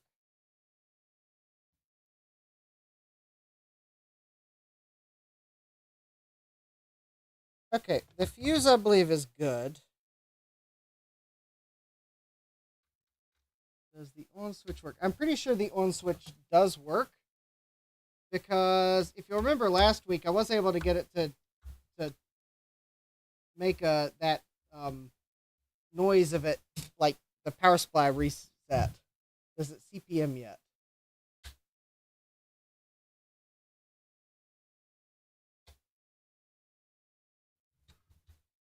Okay, I got an idea here. Okay, so I can't really probe for AC that well with the power connector in. However, all right, I do have the smart outlet. Oh, the smart outlet is on, but the power switch is off. Therefore, I am still going to assume that I have AC voltage here.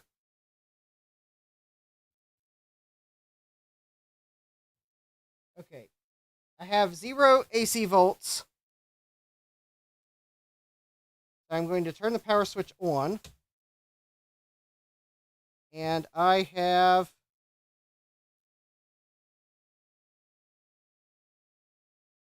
0 AC volts. Oh. Yeah, thank you, Thomas. Okay, so I have now tested that with the power plug removed, we do not have wireless AC power. Okay, with the power plug plugged in, we have a nice solid 124 volts,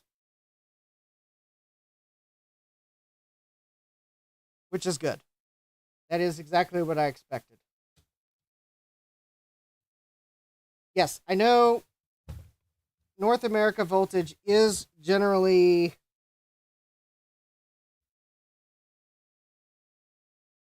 120 volts nominal. However, I believe due to the proximity of the transformer to my house, and possibly because I guess the electric co-op that I subscribe to may run the voltage slightly higher for some reason, but I think it's probably because of the proximity of the transformer to my house, because it's like on the corner of my property and I'm the first house off the transformer. I'm at 124 volts. So, okay, I got a few extra volts. I don't think that's a bad thing. It's within spec of the power system. So, all right, so let me check my fuse here. All right, and the fuse there is good. Kim says I gotta wake up Tesla to fix his wireless AC again. Sadmax says hardest part of designing a perpetual motion machine is figuring out how to hide the battery. Yes.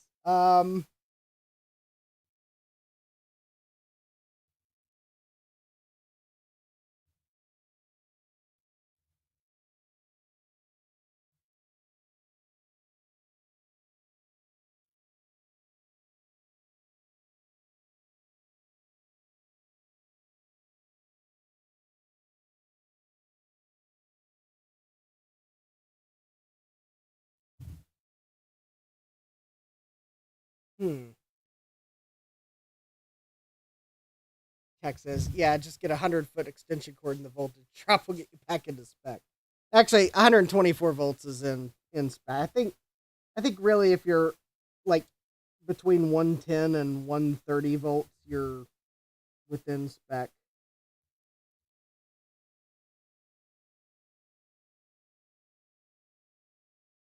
Okay, so let me make sure I plug this back in correctly. I did notice that for some reason this connector has an extra pin. Or, but no, it doesn't have an extra pin. It's got an extra unpopulated position on the one end. So it's like the female connector is one pin longer than the male connector. All right.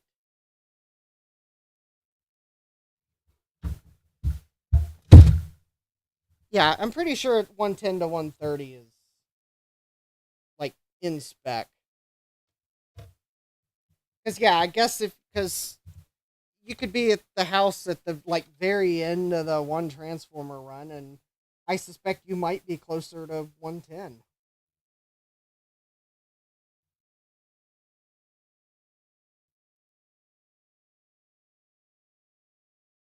All right, I'm gonna try this again.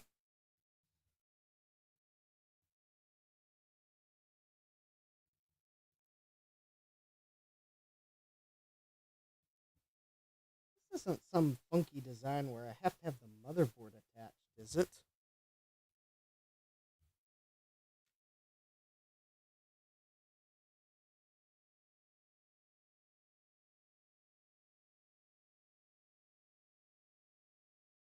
Oh, hey Jeremy, welcome. I'm now trying to figure out if. All right.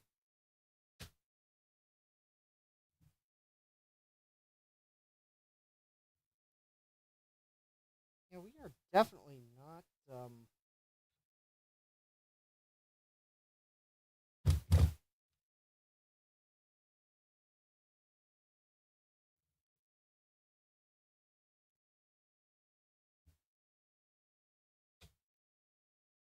Huh.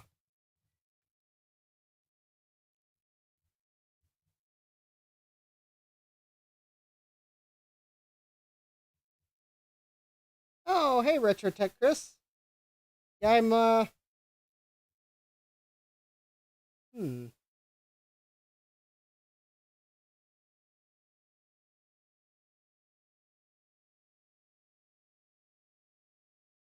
I'm stumped. Do I have something shorted on this board? Of course, the interesting thing is, if something's shorted, then theoretically I would be hearing the pulsations of the crowbar circuit.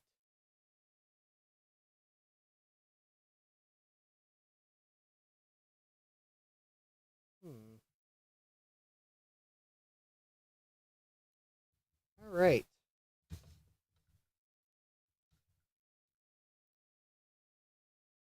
There may be more to troubleshoot on this board.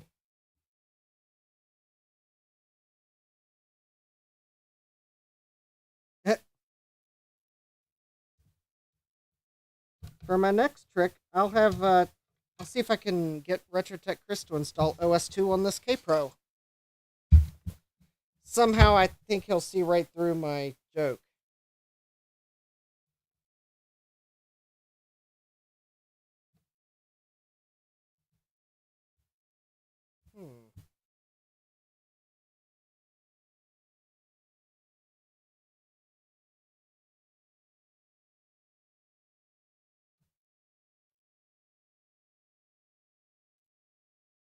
Oh, it started to rain outside.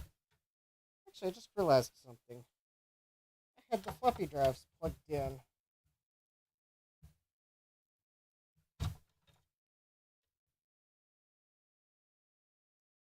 Let me unplug the floppy drives because I haven't had a chance to. I mean, I thought I checked the system to see if there were any shorts, and I didn't find any, but.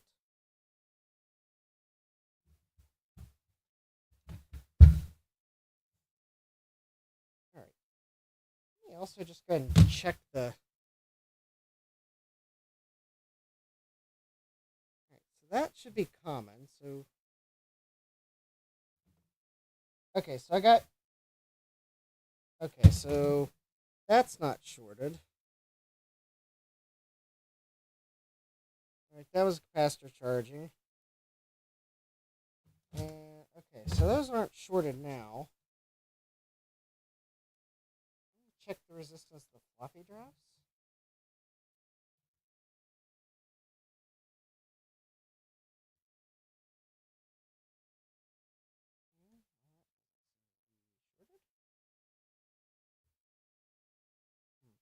Actually, let me just try to power it up without the floppy drives plugged in. It is possible this power supply requires a load, but is the CRT okay for shorts? I don't think the CRT is shorted, but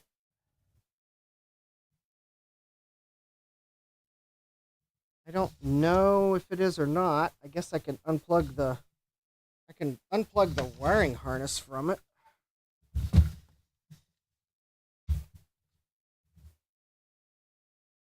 I mean, the fuse isn't blown on the board. This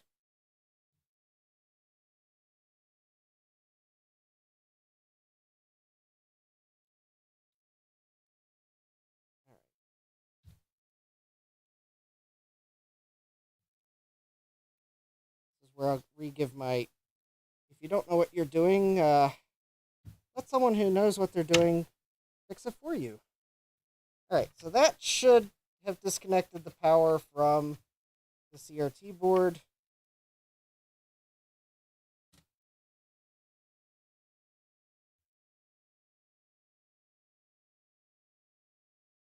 Actually, I'm looking at the CRT board and got some weird marks on it.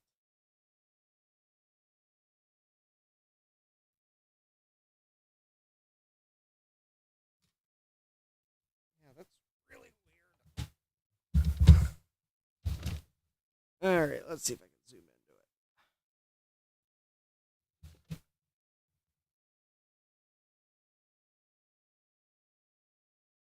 Yeah, it's got some really weird, like, marks right here.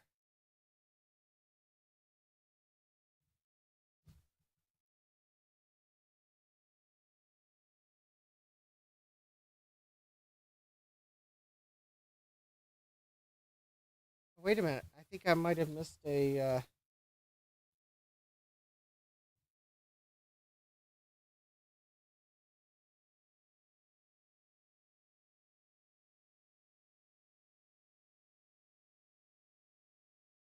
Oh, congratulations, Jeremy. Jeremy got hired into his childhood dream job this past Tuesday. Oh, so let's see here. Maintenance worker like his dad, doing basic repairs and some plumbing work. Well, congrats, Jeremy. Glad to hear that. Has all the benefits, including retirement. Excellent. Need an old spinner hard drive for testing load.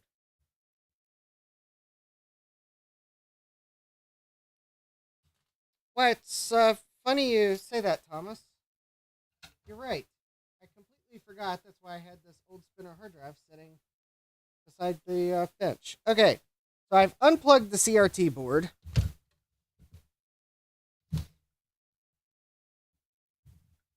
I have plugged in the sacrificial hard drive. All right, 3, 2, 1.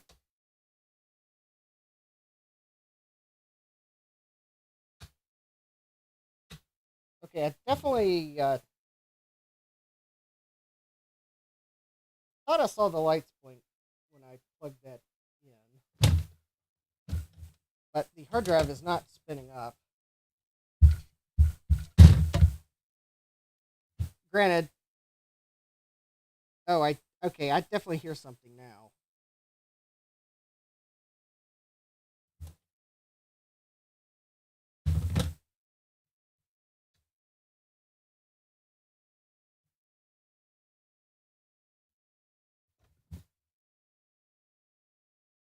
Maybe I should pick a different hard drive. That hard drive might be dead. Yeah, I heard the short circuit protection kick in.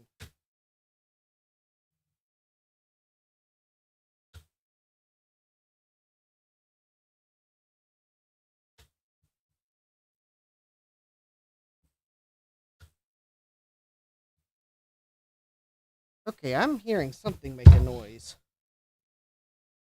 Okay, I did unplug the CRT board, did I? Well, that looks like I did unplug it. Although I'm not going to assume that.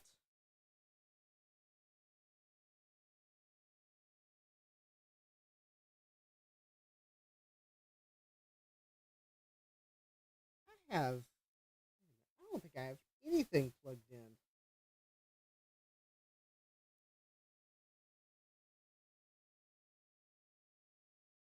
Yeah, I'm like, I don't think I've got anything plugged in. And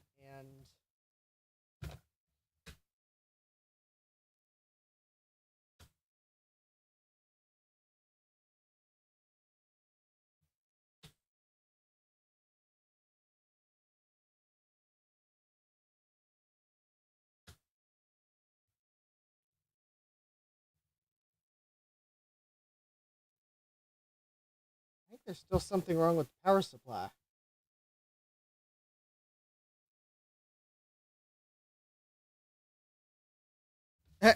Gibbs is going to make a PSU tester out of dead and crashed CDC Hawk, Phoenix, and Finch drives. All right, well, let's see if we have any voltages. Oh, wait a minute. Oh, I just realized that, of course, that hard drive didn't spin up. I think I plugged it into the one power connector that had no 12 volts on it or something like that. We have 0.6 volts on that rail, and we have 0.8 volts on that rail, which I believe is an improvement.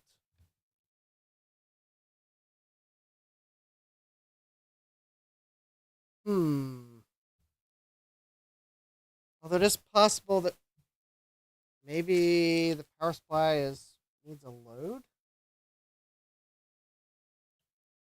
All right. I think that connector should have all the power rails.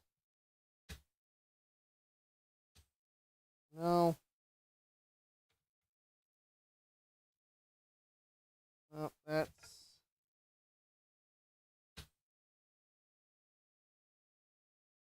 All right, if the voltage is higher, maybe the load's not enough. No, that's not it. Yeah, I'm hearing that clicking. It's like a repeated clicking noise.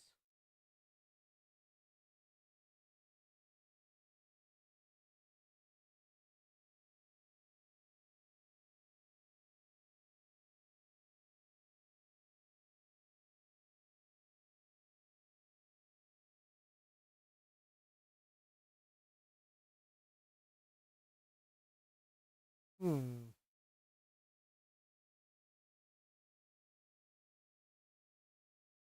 Having trouble pinning exactly where it's coming from on the power supply. Something tells me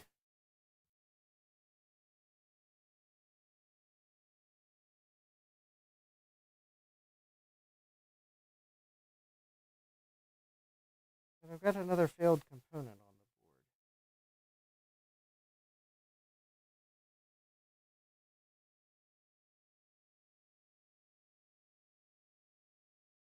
Hard to tell if the oscillator is running in that style. Yeah, that's for sure. I mean, I did spot check some of the original capacitors. They looked okay.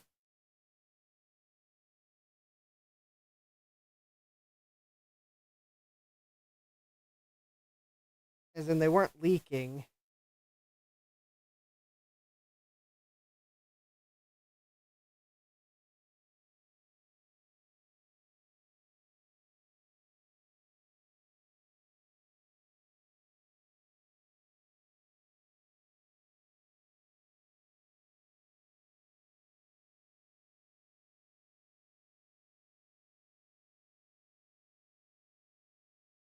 I don't want to poke a screwdriver onto a high voltage onto a power supply because that's a good way to short something out.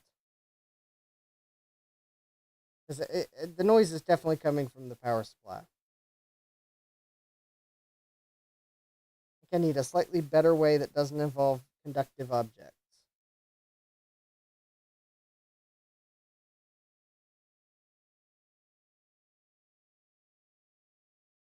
Because if I had to venture a guess as to what it is,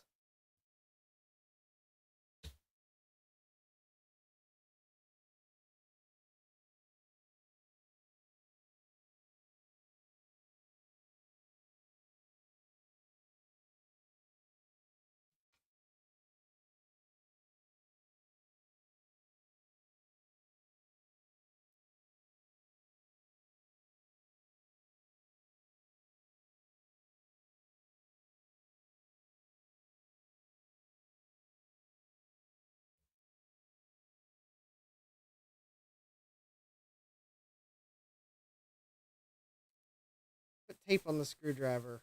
Pencil would work too. I don't have a pencil long enough to safely do that.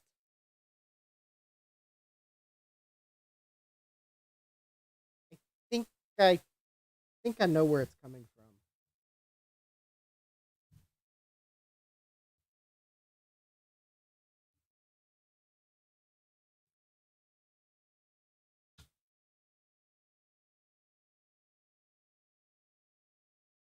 Yeah,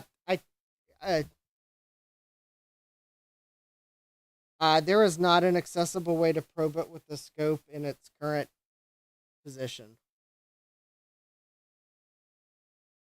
I would need to remove it from the Kaypro, and then the problem comes I don't have a way of connecting AC to it outside of the Kaypro. There's also no way to remove the cord in a way that I could connect AC to it safely. It's like also raining really hard outside right now. Yeah, I think I hear where the noise is coming from. I think it's coming from the transistor that's right here. Pretty sure of it. In fact, actually, I think I might be able to. Think I might be able to find a way to. Actually, why don't I just pull the power supply and test the transistor?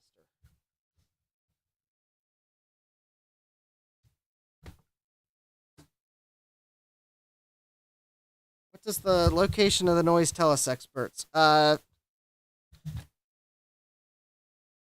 the location of the noise tells me that something is running at an audible frequency that probably shouldn't be.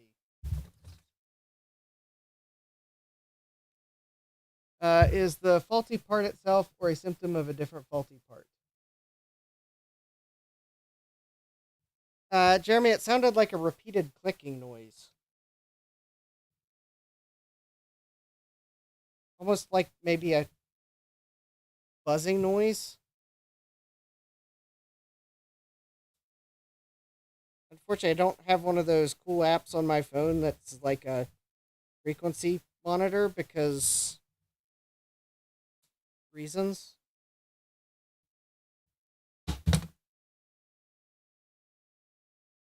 I mean, it could be a transformer, Jeremy, and if that's the case, then, well, I guess I'll end up having to do to this Kaypro what you suggest that I do to other computers, and I managed to fix the power supply.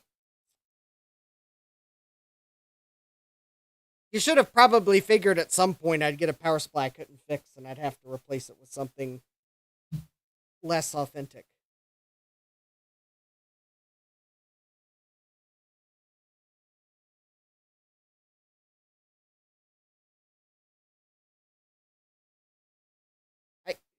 Jack? There is nothing on this board that I don't think there's anything on this board plugged into power that is designed to click. I will put it that way. It's not like I'm hearing the buzzing of a relay chattering, although I think it's quieter than that. Because I'm pretty sure if it was a relay chattering, I'd probably, well, I mean, first of all, I would see a relay on the board, and second of all, I'd probably find a way to, I mean, I could probably feel a relay chattering with even the most primitive of things putting on top of it. So, no, there's no relays on the board. It does sound like something is maybe operating at an audible frequency. That, like, how it's running at a frequency where it's able to conduct a noise. So it could be a transformer. But it could also be it could be a transistor or something that is switching at a much lower frequency than it should due to a fault of some other component, and some coil on the board is creating a frequency response. So how close can I get my mic to it? Not close enough, but I can try. Let me. Okay, let's try two things. I mean, we got about 20 minutes. So let me see if I can find one of those frequency spectrum apps, which I wish I knew which one Adrian Black used because it seems to be decent. All right, well, there's one that's in-app purchases, so I don't want that one. Here's one that looks like it's...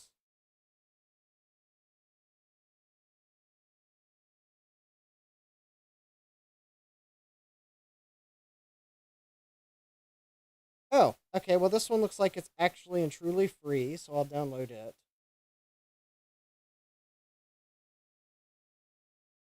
And then that one's got in-app purchases, in-app purchases, in-app purchases, in-app purchases, in-app purchases, in-app purchases.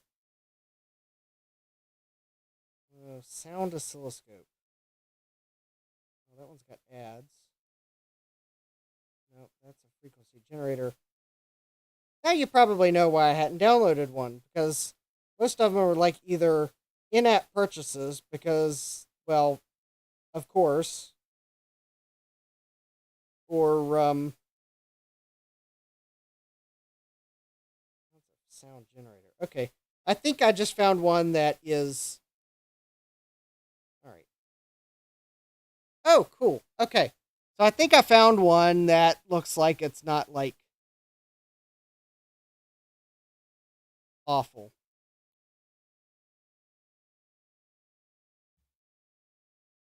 Yeah, or Jeremy says in-app purchases equals too many ads to be sane. or in-app purchases because they want to get a subscription from you for continued use of their app or to unlock features that you really are probably going to need anyways. All right, so the first thing I'm going to do is I'm going to attempt to see if I can get the frequency of the sound on this app. So, all right, I'm going to point this in the general direction of the power supply. I think you can still see the screen. And I'll turn it on. 3, 2, 1.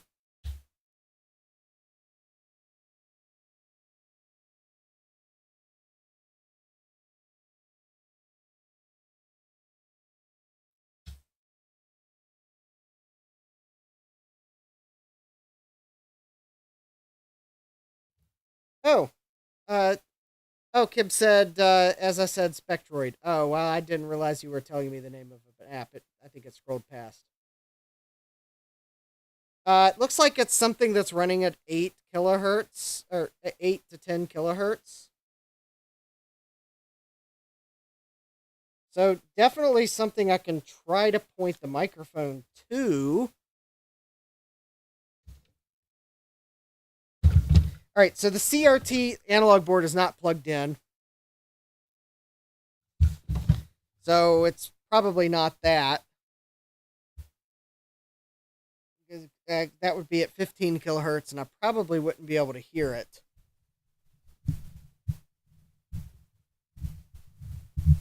But anyways, all right.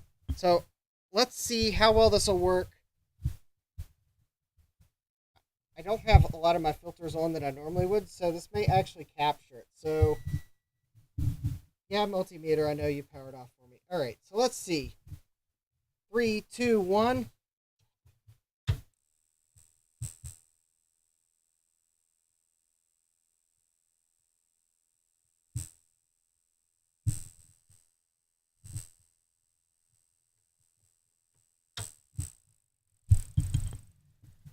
All right, I don't know how well that picked it up, but if it did pick it up, great. And if it didn't pick it up, well, that's... Oh, you heard it. Okay. Well, because of the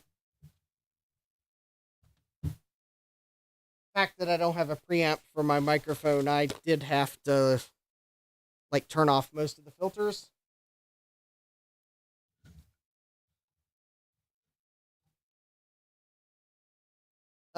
Jeremy says it sounded like a June bug buzzing. Well, I'm pretty sure that if there was a June bug in here, I would have already seen it and put it outside where it belongs.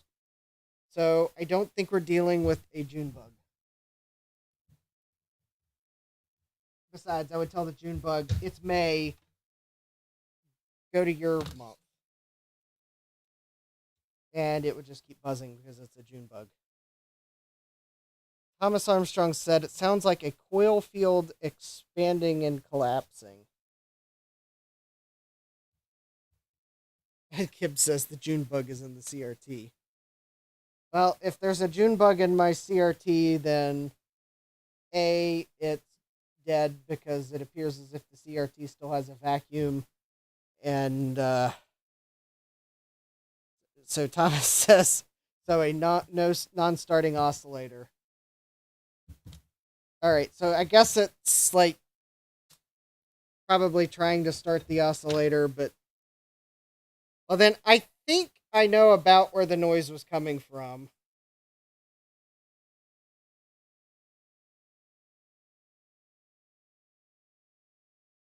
Well, there was actually there's a bodge wire on the bottom of this power supply. Did I accidentally unsolder it? Oh.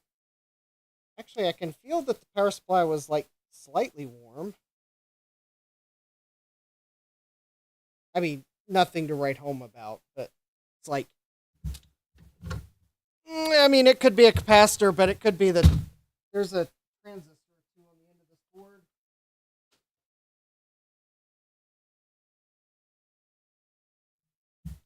So, the thing is, it's possible the SCR wasn't bad, although I tried to test it and it seemed to fail the test I'd previously used on another SCR. That test did show that the SCR, that time was indeed bad. So now I'm kind of actually wondering if it's this transistor here or maybe this one here, because I suspect the noise was coming from this area of the board, so possibly that transformer. I think this is the high voltage transformer, so well, I guess it could have been coming from that transformer too.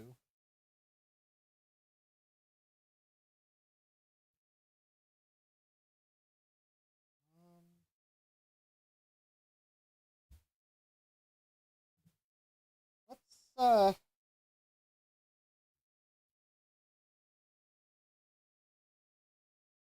see if I can pull this transistor.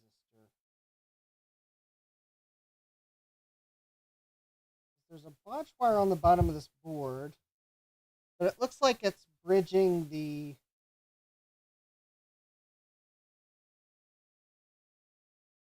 I think it's simply bridging like two grounds together. It's sure making it harder to find the pads for that transistor.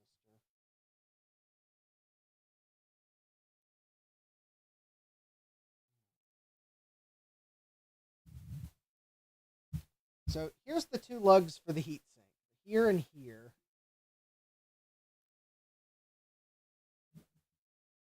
So Thomas says the cap width is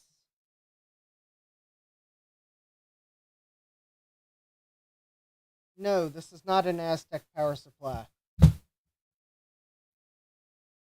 is a California DC power supply. Therefore, throw out what you're assuming because they are different enough. This is a California DC power supply. Date of manufacturer? I don't know. I don't know that it's stamped. I mean, I could estimate its date of manufacture based on date codes on components I haven't removed yet.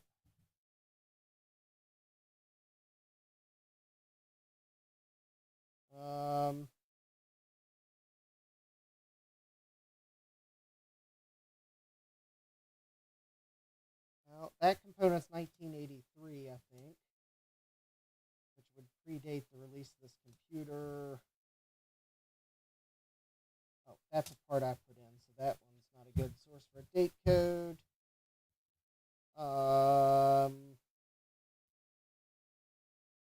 Transistor might be 1983. I'm trying to look on these capacitors if there's a date code. Honestly, I think this power supply might have been made in 1983.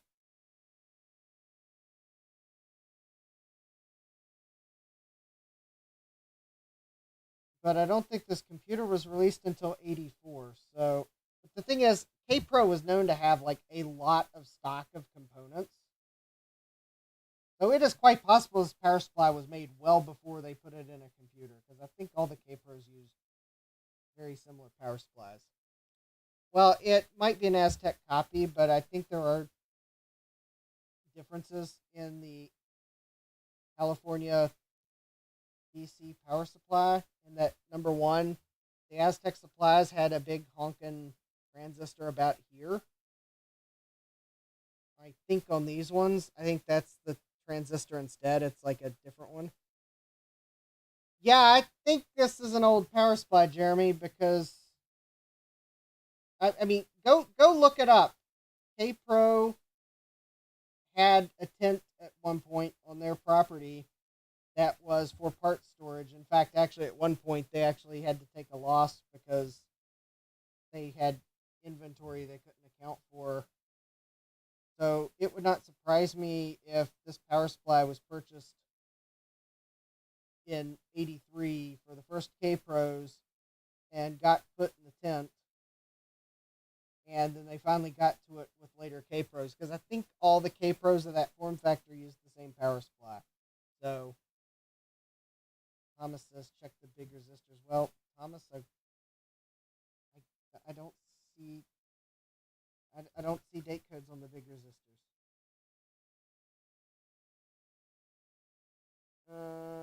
Well, okay, this resistor has no date code.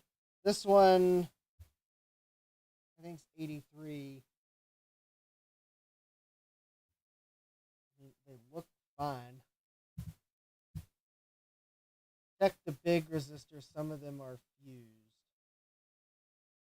Oh, well, you need to be a little clearer when I've been asked for date codes and you say check it. What do you mean they're fused? You mean they have a fuse in them?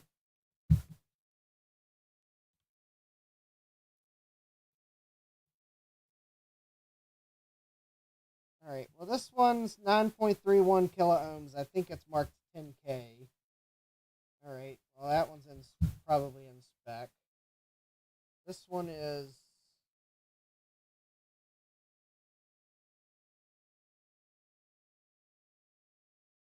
147 ohms. And I haven't been able to read the. Oh, and it's 150. It's supposed to be 150. Well, that one's fine. Oh, they are wire wound and can act as a fuse. Well, but if I'm not a power supply expert, my question was probably going to be stupid, so I'm not even going to ask.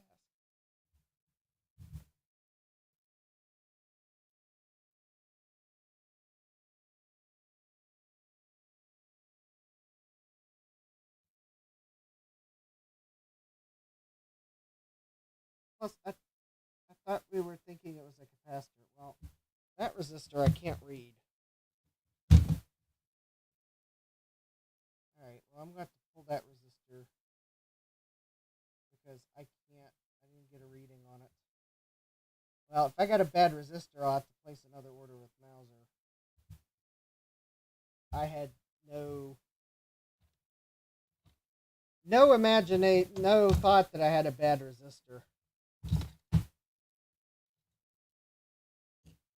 Well, Thomas, I would make a bench.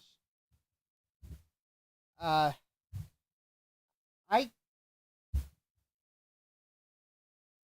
don't know that I can make a bench harness for this power supply. I do not know.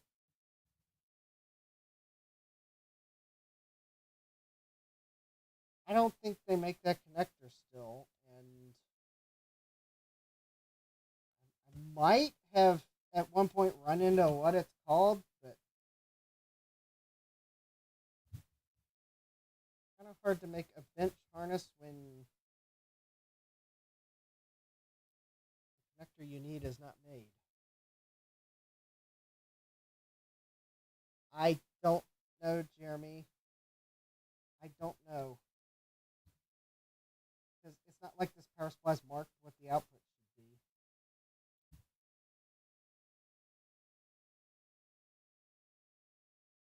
Thomas says just get AC on the mains terminal, be careful. Well, I don't have a good way of getting AC on the mains terminals tonight, because that would require me to have some sort of a clip lead, and I don't have enough clip leads of good quality to do that, so I will have to get some.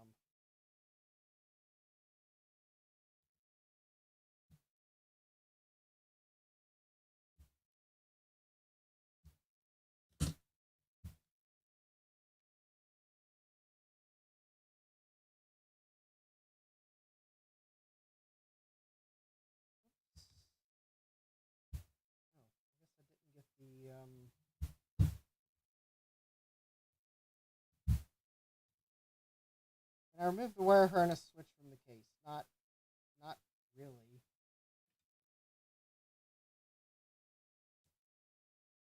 I mean, I probably could remove it from the case, but the more important point is if I remove it from the case, will I ever get it back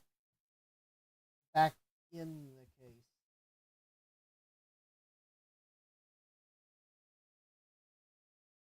Because at least in my other Kaypro, I looked because I think you all asked me the same question, and I distinctly remember on it coming to the realization that there wasn't really a good way of removing it to be able to reinstall it. Maybe this one's a bit different, but I don't know. Why in the world does it use a bridge or single diodes? It uses a bridge.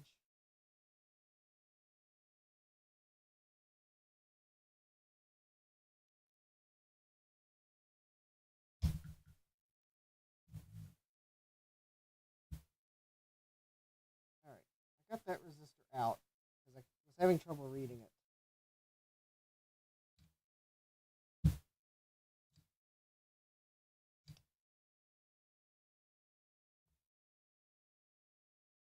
And I want to remove this glue before I will be able to get that resistor back in.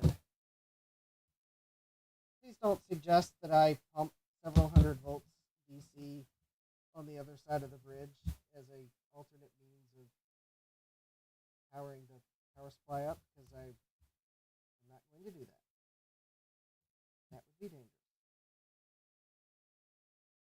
Alright, so that resistor is 27.1 ohms, and I don't know why I couldn't read it in the circuit, but surprise, surprise, it's a 27 ohm resistor.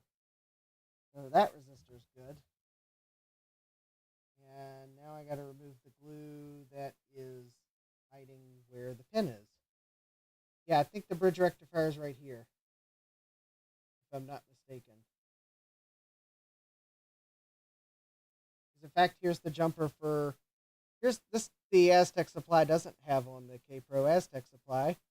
There's the clearly marked 115 230 jumper. All right, I gotta get this. All right, so I think we're about at midnight, and this is kind of a good stopping point. Putting this resistor back in. If there's a way I can power this up from DC without having to connect mains voltage or like several hundred volts DC, Thomas would test the rectifier. I'm pretty sure the rectifier is okay.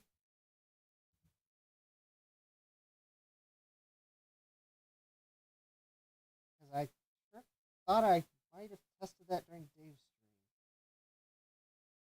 But I'll check it again real quick tonight.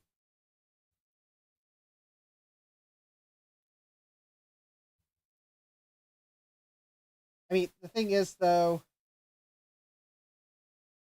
well,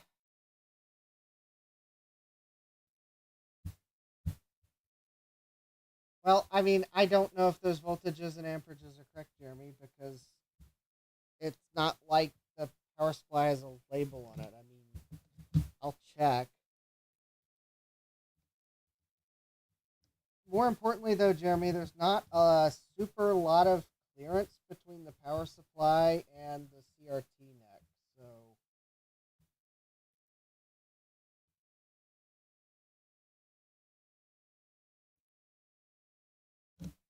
that is something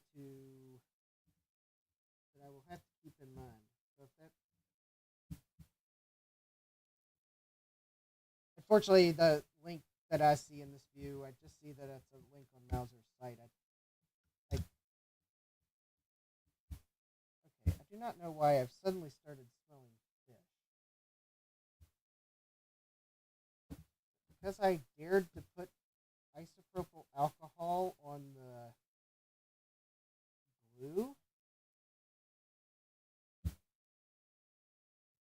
Is it because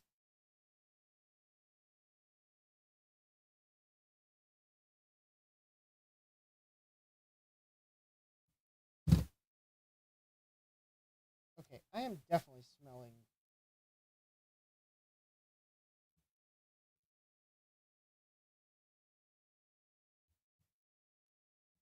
All right, I think either I just managed to heat something up that was a bad capacitor,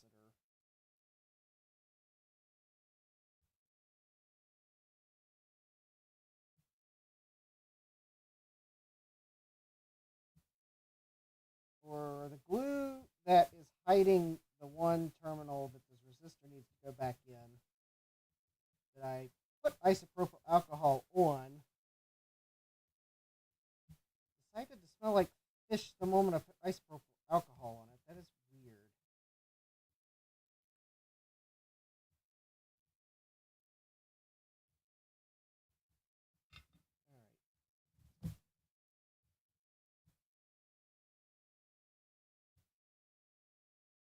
All right. All right. So I'm going to check this capacitor here.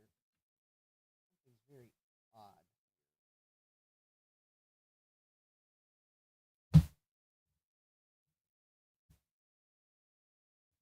Um.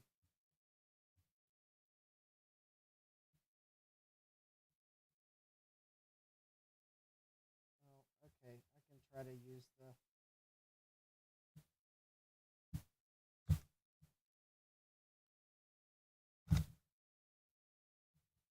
There we go. Oh, there's that.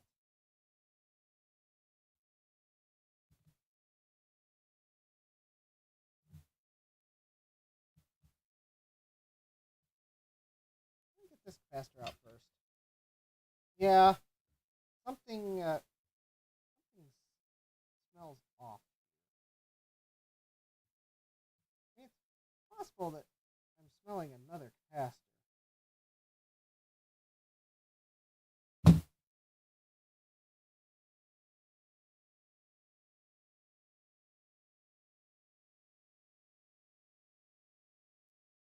All right, this Schrodinger's capacitor here. Come on.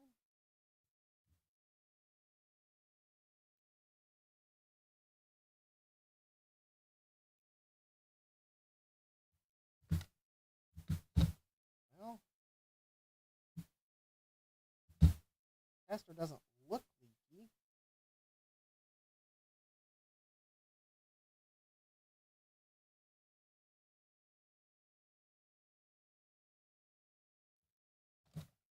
Well, Thomas says a bad rectifier can give you all the symptoms except one. A bad rectifier is not going to smell like fish. I'm trying to figure out why I'm smelling fish all of a sudden.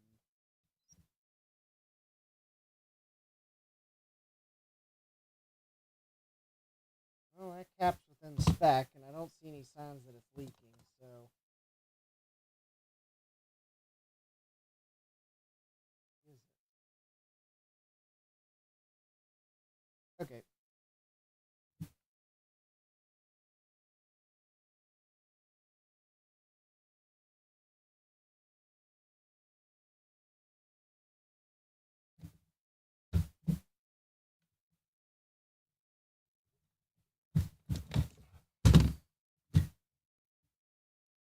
All right. Unfortunately, I got a few things twisted up on my workbench while I was swapping hardware, so please hold while I try to untwist some things.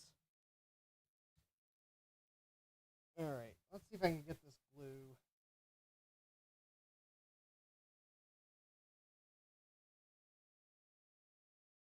Jeremy says, I don't think that the caps are the issue, but I could be wrong. Well, I mean, I started smelling fish while trying to get this glue up.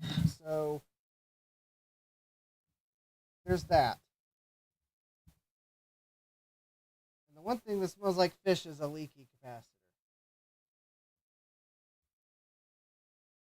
So I'm going to stand by my decision to remove that capacitor that was closest to the glue because I smelled it from somewhere. And I mean, it could just be I had some fish smelling sludge on the bottom of the cup I'm using to serve out the isopropyl alcohol. And at the moment, I guess maybe that's it. Maybe this glue smells like fish? I don't know.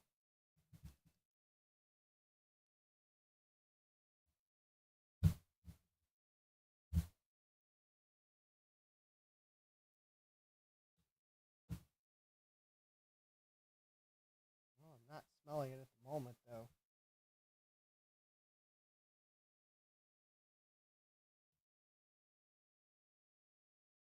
Well, that should be 100 degrees Celsius. I mean, that glue should be.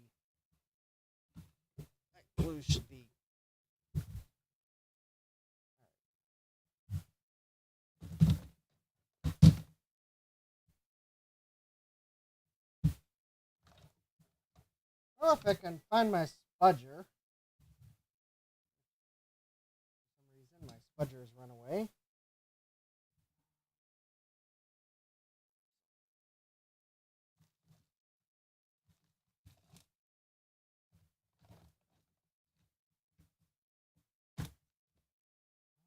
I don't know what I did with my spudger. No, I'm not subconsciously craving fish at midnight. And the smell I wasn't smelling it wasn't actual fish. It was bad capacitor juice fish like.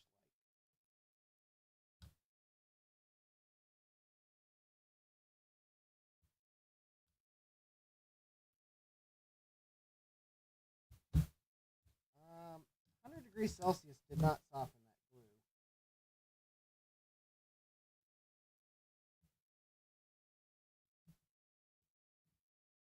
Well, not really that. Well, I guess we get rid of a little.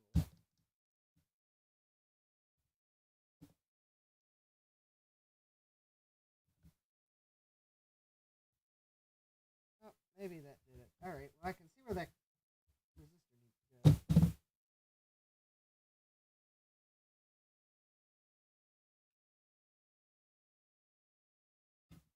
Well, not the soldering iron.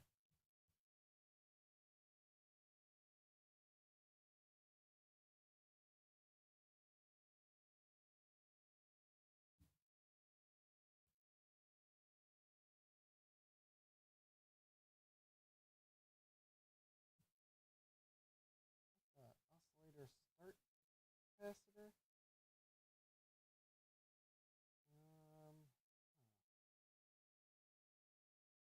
All right. Well, I guess let me put these two components back in. So here's this capacitor.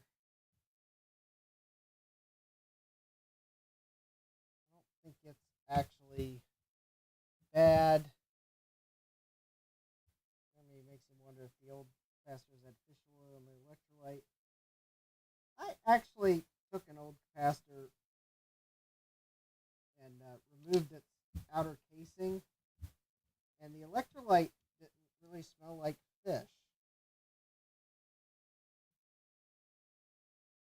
However, the rubber seal on it seemed to smell like fish. I kind of wonder if the capacitor electrolyte only smells like fish when it leaks because it's been sitting on top of the rubber seal, which I believe might be a butyl rubber, which kind of has a fishy quality to it. So I'm wondering if that's actually why leaky capacitors smell like fish, is because the electrolyte was sitting on top of the seal, not because the electrolyte itself smells like fish. Because actually the electrolyte smell I smelled once I opened it up actually kind of smelled more chemically, not fish.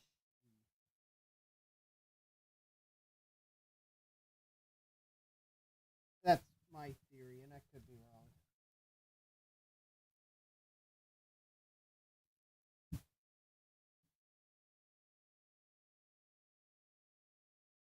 All right, I'll test the diode bridge if I can get this capacitor or resistor back in. That is. Oops, I need to spin that. All right, I got the capacitor and resistor.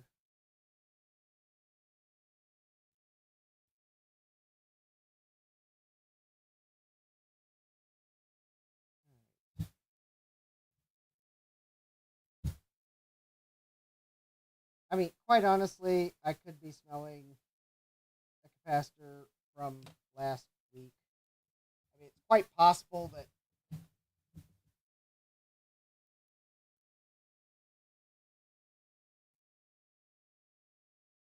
smelling something that was lingering on the workbench.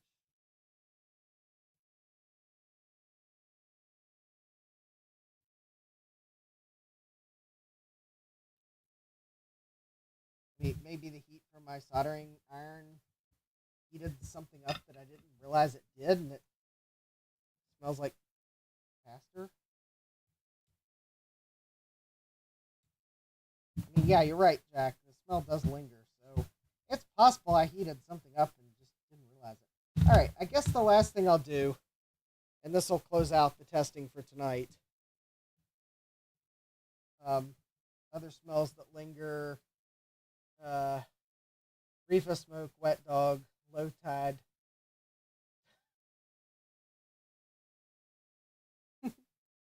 Taco Bell related side effects. And the computer could have been smoke around. Well, I mean, it could have. I mean, yeah, I mean,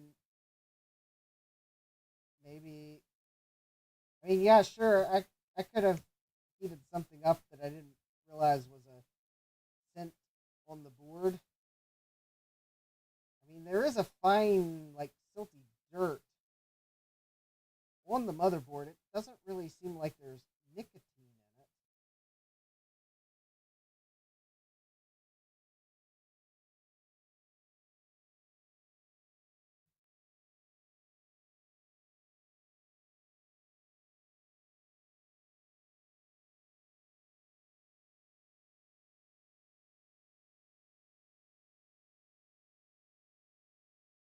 I guess at least it doesn't say to me right offhand, hey, this computer was owned by someone that smoked near it a long time ago, but I mean, it's also not to say that someone didn't clean it at a later stage. But now that I'm heating things up that wouldn't have been cleaned by a standard cleaning, that I'm not smelling something that, I mean, I could be smelling something that a more lingering smell because I'm now heating it up. All right. Okay, so luckily the board is marked with a polarity for the bridge diode, so I should be able to get that back on.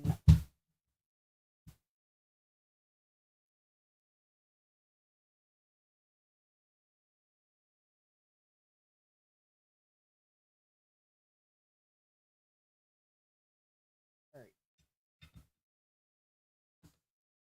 Okay, so luckily this bridge diode is fairly well marked.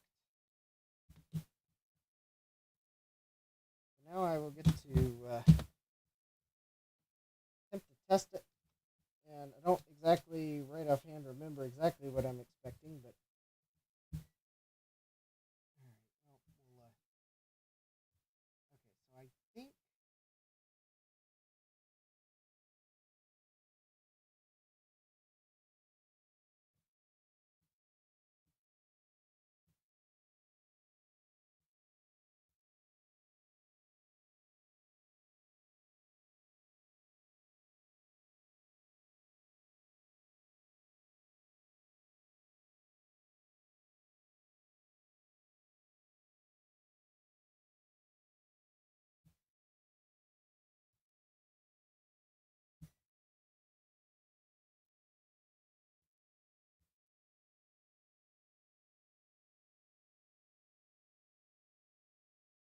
this is the bridge diode, and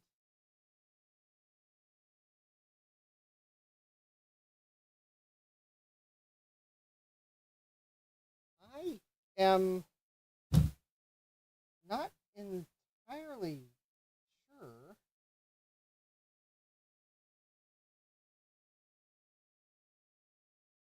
Maybe F06.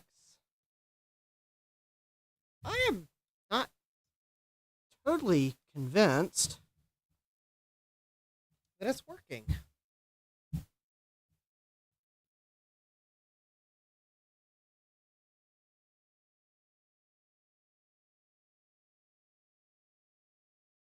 My history, recently closed Windows.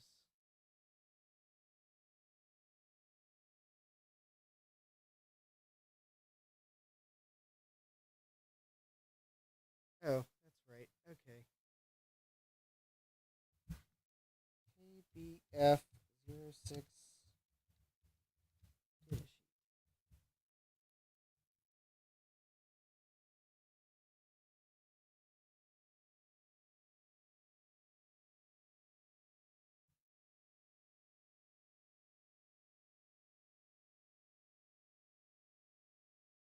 That does not look like a legitimate site.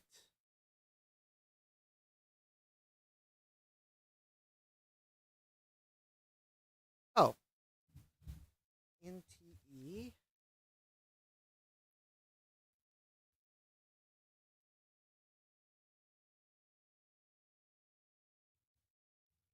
Go to NTE's website. KBF06. Cross reference search. All right. There's cross references with NTE 5310. There's the data sheet for the replacement part.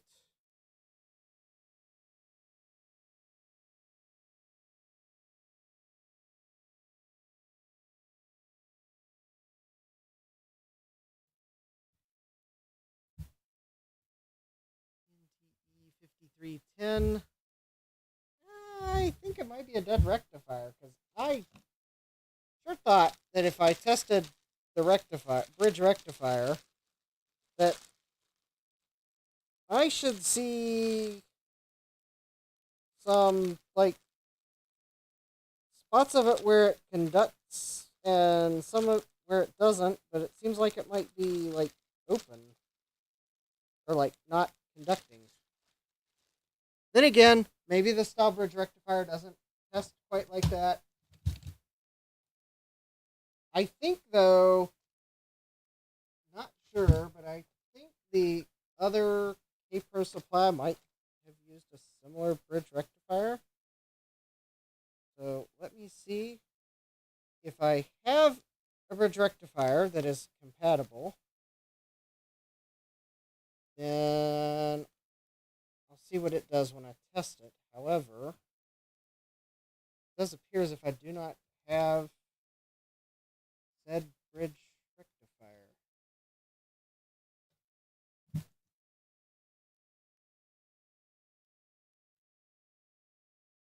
Yeah, one side is plus minus and inside is AC. Yeah. So there's the plus side, there's the minus side, and there's AC. And I'm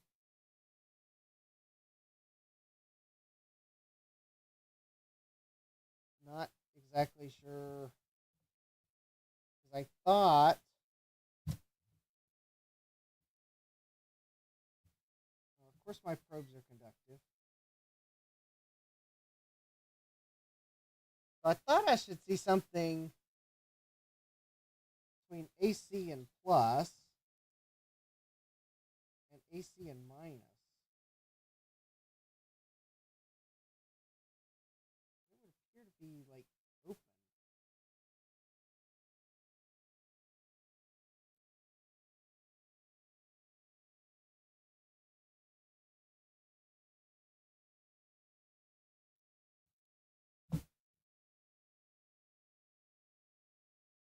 I am not convinced this part is good.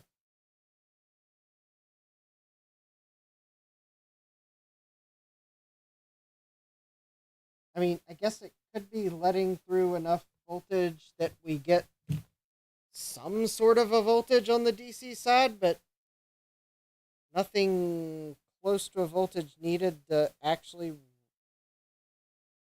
power the Kaypro. I kind of thought if that was bad, it would just kind of be bad.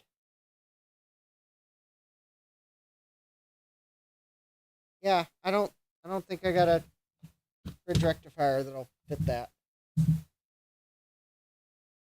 Thomas. Oh.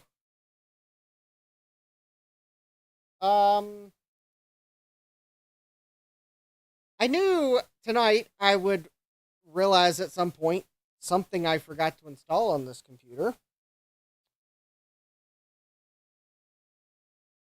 I forgot to install Discord on this computer. I mean, on the one hand, it is nice to not get beduped in the middle of your stream, but Discord also does recognize streamer mode. Ah!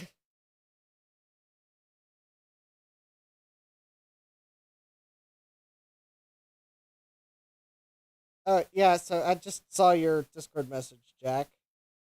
Ah, here we go. Okay, how to test a bridge rectifier with a multimeter. All right. So,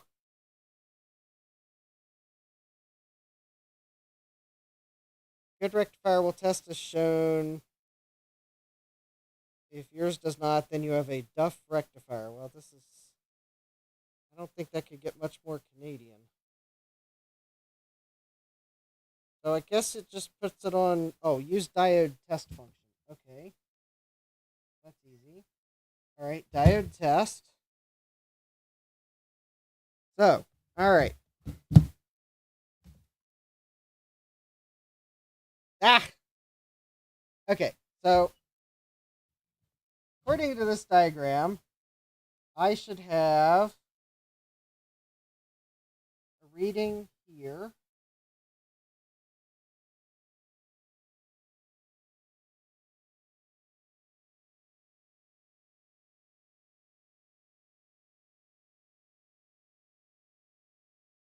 Okay, well,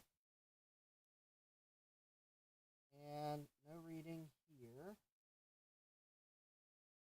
Whoa!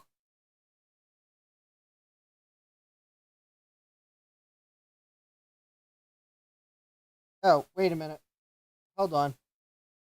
The rectifier in the diagram is backwards from the one I have. Okay, let's try this again. Okay, so I should have no reading here.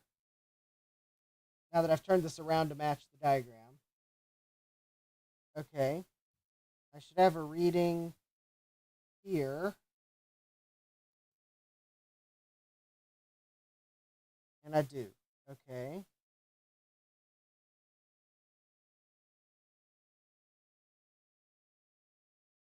All right. I should have no reading here.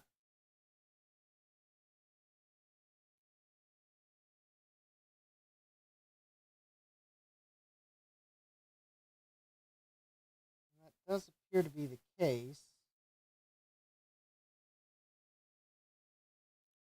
And I should have a reading here. And I do. Although, interestingly enough, I sure thought when I had this the other way, I saw a reading that looked to be a dead short to it. All right, I should have no reading here and no reading the other way. I gotta untwist my multimeter. There we go.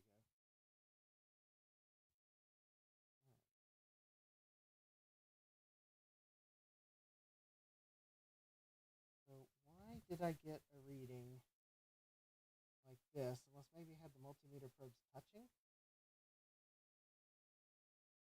Oh, I must have had the leads touching. Okay. So red on AC. Yeah, no reading. All right, I must have had the probes touching, and that's why it looked shorted. So this diode bridge is actually, well, it's actually good. My initial diagnosis was based on, I think I was trying to measure resistances, not diode or voltage drop. All right, so I guess the bridge rectifier is good, which means it's probably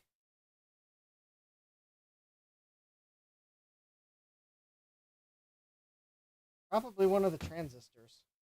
I mean, it could be a capacitor,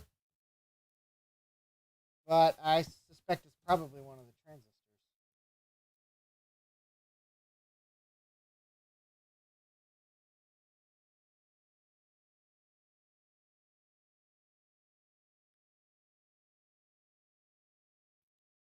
All right, so I guess that leads to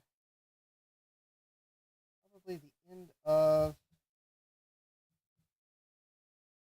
It's probably the end of tonight's festivities for sure. Oh yeah, later than I really wanted to be going, but we had some good troubleshooting things to attempt. All right, so I guess for next Tuesday.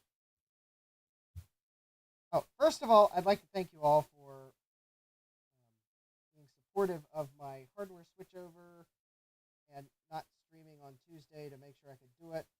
I had finally gotten to the point where I was tired of having issues practically every stream. So that's why on Tuesday I decided that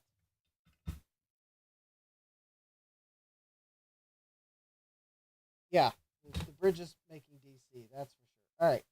So I decided that I guess it was probably this past weekend I decided I'd had enough audio issues. Tired of either the audio going crackly or audio unplugging something to troubleshoot and then the USB subsystem deciding that it wasn't going to release the device. Yeah, having two streams in a row where I had to do it a two-parter because I had issues is like, okay, I gotta do the swap. I gotta make sure that's going to do something. So thank you for supporting my hardware swap over on Tuesday. I was copying files from the old computer, which was saturating the network. So while I could have attempted to stream, it would have been practically impossible because I had no bandwidth to stream with because the file copies were saturating the network. So it was either that or it would have taken forever to copy the files. So anyways, yep. So Tuesday night, I was copying files off the old computer and onto this new computer. Luckily, Wednesday night, I was able to get all the rest of the software installed, which is why I was able to stream tonight, even though I decided, well, I'm just going to carry on with the fact that I need a preamp for this microphone, make sure everything else is good. Yeah, as Jack pointed out, the crackly problem didn't happen tonight, so that's good. So I'm thinking that if I solve the microphone gain problem one way or another, we're good. Jeremy says, if I need a modern motherboard in the future, let me know. All right, I will let you know. So, yeah. So, next week, I'm probably not going to get as easy of an excuse. I got a few things I need to tweak, like this webcam and getting it out of the view of the overhead camera and whatnot. And maybe bumping its field of view down a little bit so that you don't know that my house was built with rigid lamb level engineered beams, because they're not a sponsor. Why do I need to advertise them? I'd rather you all be able to see the just obnoxious Microsoft assembler box. So yeah, so Tuesday, I think I would like to look at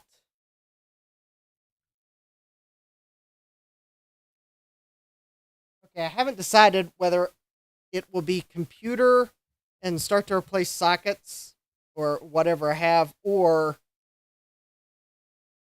I have a motherboard that I pulled out of the scrap bin that I'm curious about. So, those are LVL beams, yeah. Yeah, thanks, Thomas. I knew that it was autocorrect. I have a motherboard from the scrap bin that I will tease here if I can see where I set it down. Well, it's got bad caps on it, and I highly suspect it's not going to power up. So, I don't know. Maybe we can do both on Tuesday. Yeah, no, I'll get votes for computer. But, anyways,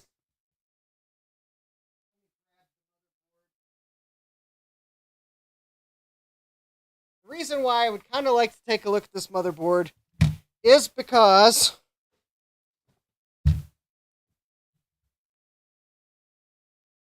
it's probably absolutely nothing special, but yet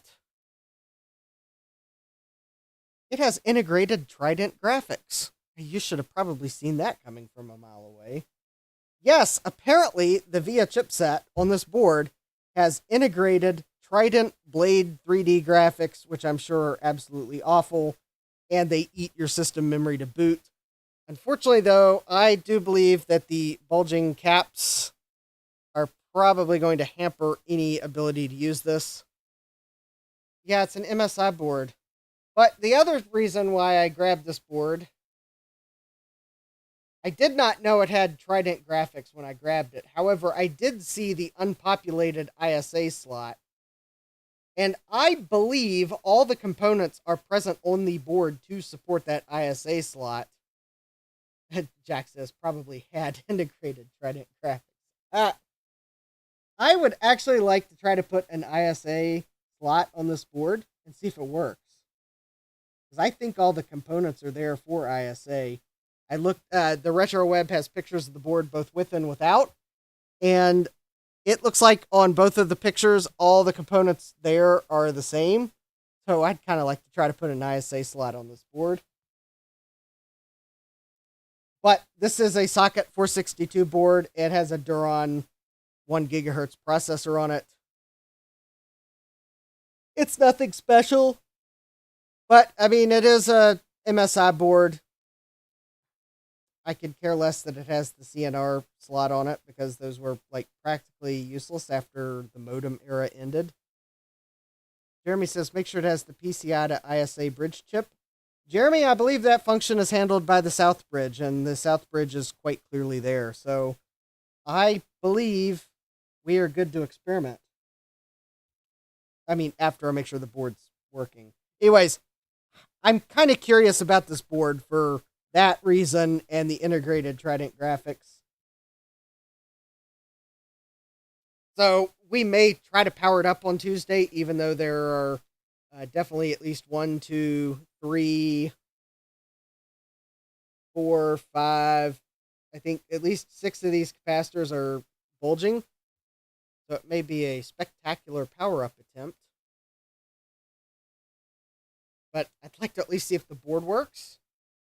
And if it shows enough signs of life, I'd like to try to put an ISA slot on it. But anyways, we might work on computer. It might be the type of thing where first we can see if that board even powers up, and then we try computer. Jeremy says fireworks. You're not selling it, Jeremy. Anyways, so I haven't decided that. Next Thursday, we'll see. If I get parts for the power supply, like if I go, I might see if I have a transistor that would match the, if I got a transistor that would match that transistor there, and I think there's another transistor here. If I've got ones that we could try, we may try the Kaypro again Thursday.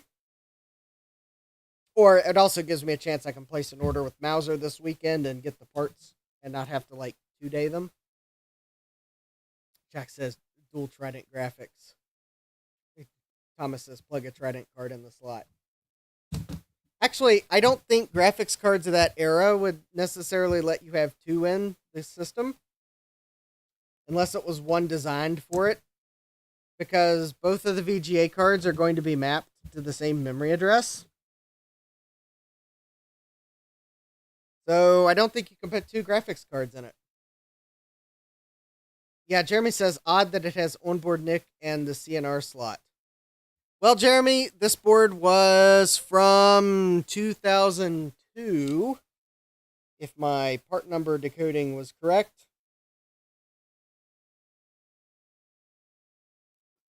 which would put it squarely at the end of the era where it does not surprise me that they put an onboard NIC and a CNR slot, because there were still a lot of people using dial-up internet then. Granted, that CNR slot is going to be for a WIN modem, so it doesn't cost them a lot to try to sell you a CNR card with a WIN modem on it and make premium dollars, because hey, it's the only thing that goes in that slot. Look, even my cheap webcam's having focusing issues now. Focus! Anyways, yeah, we may work on computer. I did order 555 timers, and there's like an op amp for the video circuit. So we'll see. CNR is a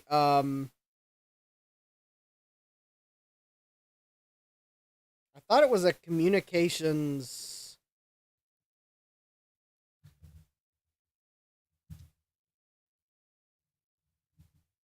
That is quite the weird acronym. Oh, okay. So CNR stands for Communications and Networking Riser. However, I believe the only cards that were really available for that slot were modems, because most of those slots were like passive mode slots, which basically I think routed an audio signal from the onboard sound to the slot so that it could then turn it into a modem sounds. I mean,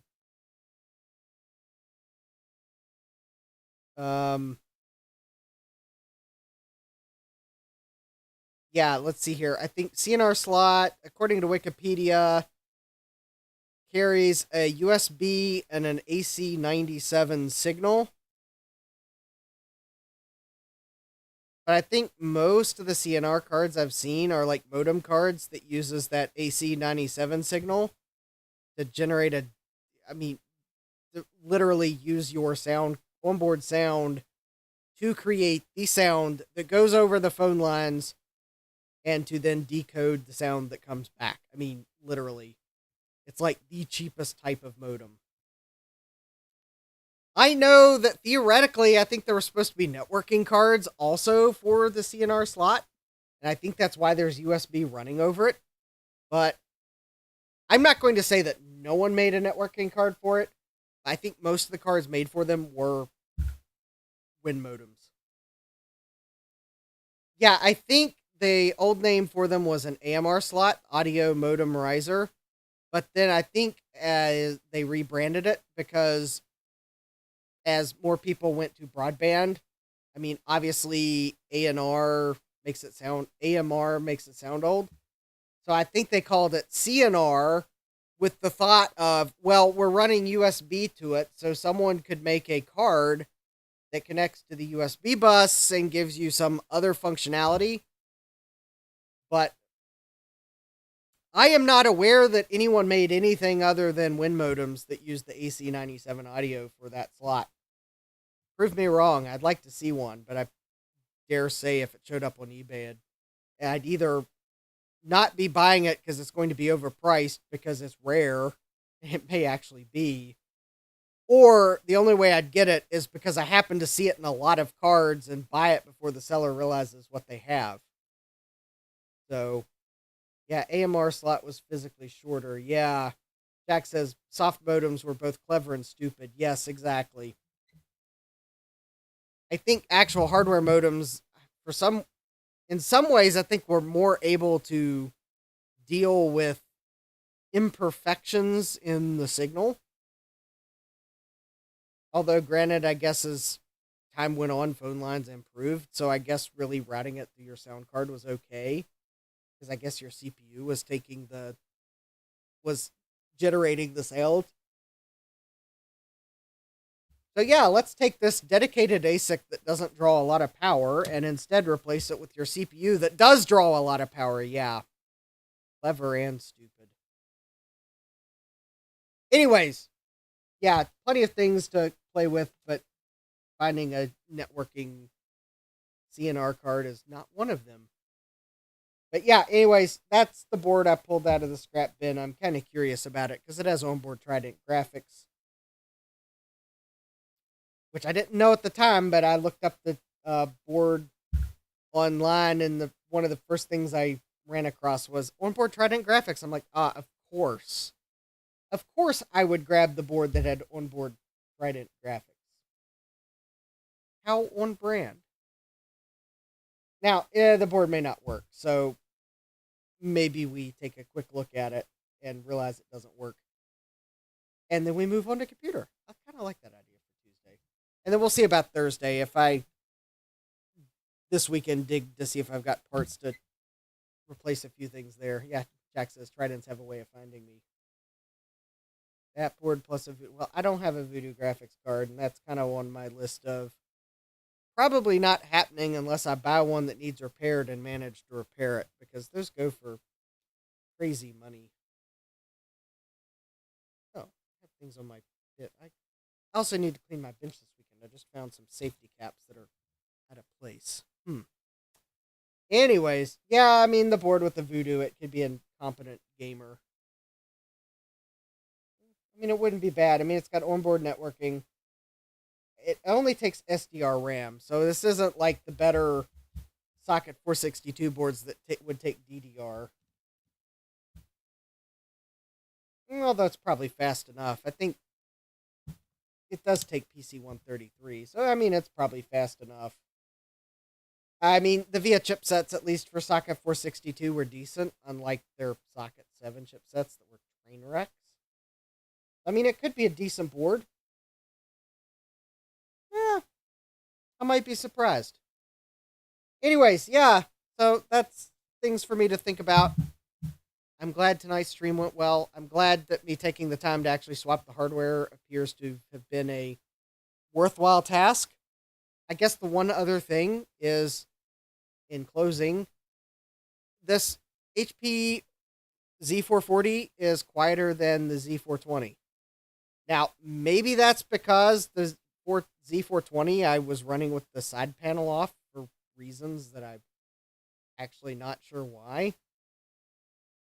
I think the video card I've got in this Z440 is quieter because I think it actually doesn't run the fans unless it needs to on the video card, whereas the 420, the video card I had in it, the fans ran all the time.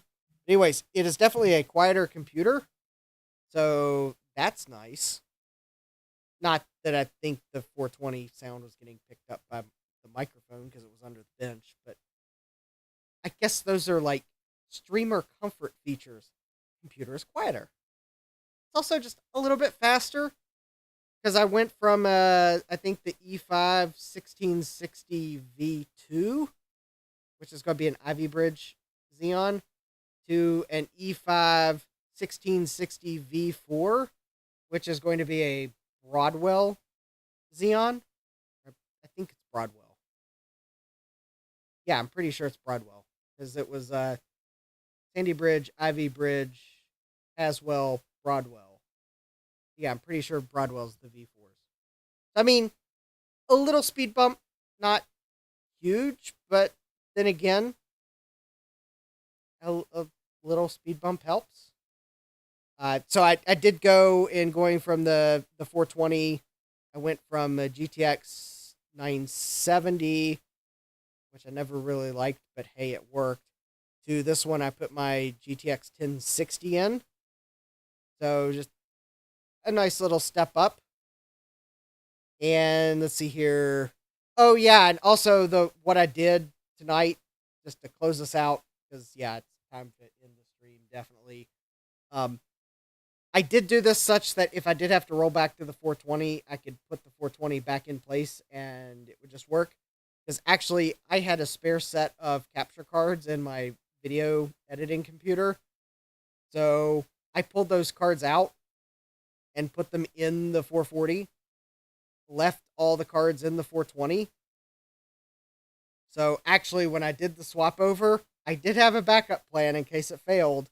I could just plug all the USB devices back in the 420 and go. So I wouldn't have had XLR audio, But at least I'd have been able to put everything back and run tonight's stream. Because I was going to stream tonight, even though I hadn't scheduled it. I was going to stream tonight anyways. So I'm glad it worked out and I didn't have to roll back. So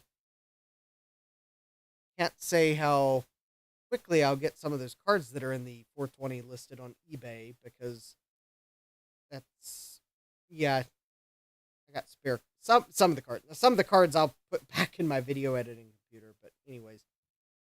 So that was kind of the, how did I do the switch over? Well, easy. I realized that if I pull the cards out of the video editing computer, which I wasn't going to need this week anyways, then I could do the swap in a way that I had a rollback plan. So I'm glad it worked out, though.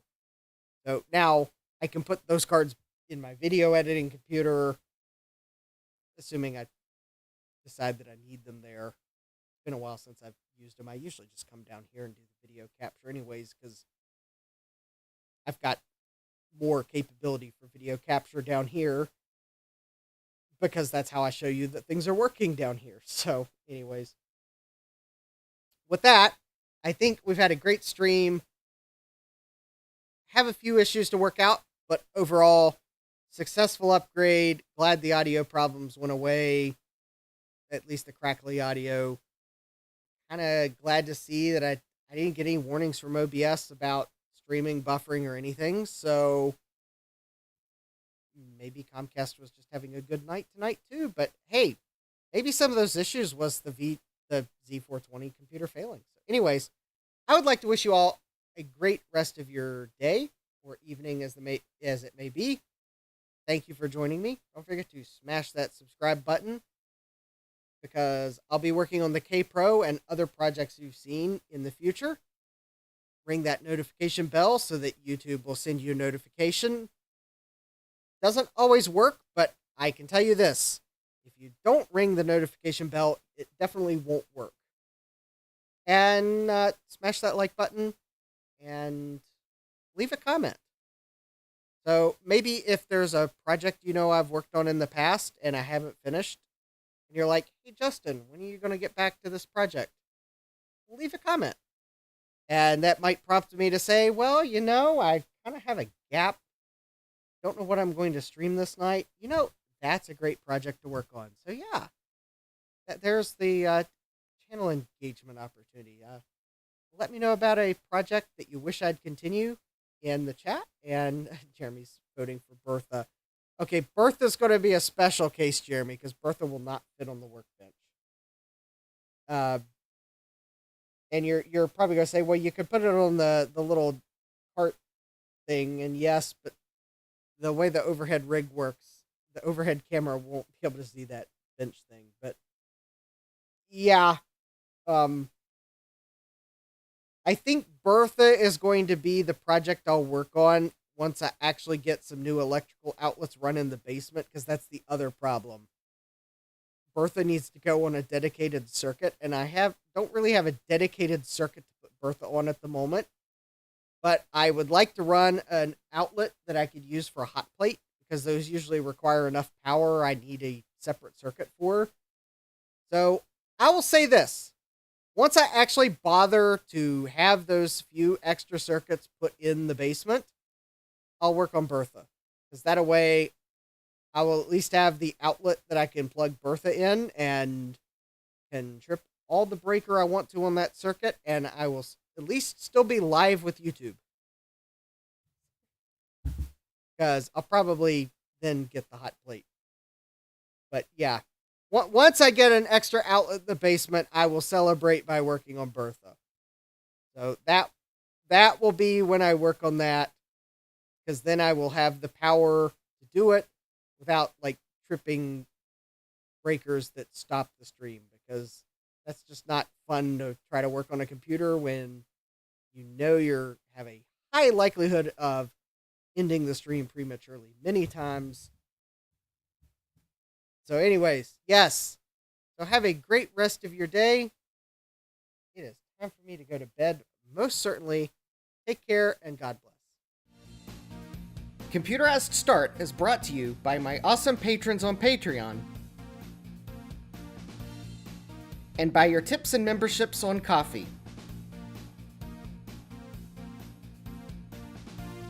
These and other channel supporters make my live streams possible. You too can become a channel supporter with tiers starting at just $1. Don't forget to smash that like button. And if you've liked what you've seen, subscribe and turn on notifications so that you don't miss the next video or live stream. And as always, thank you for all your support. I hope to see you next time. And until then, take care.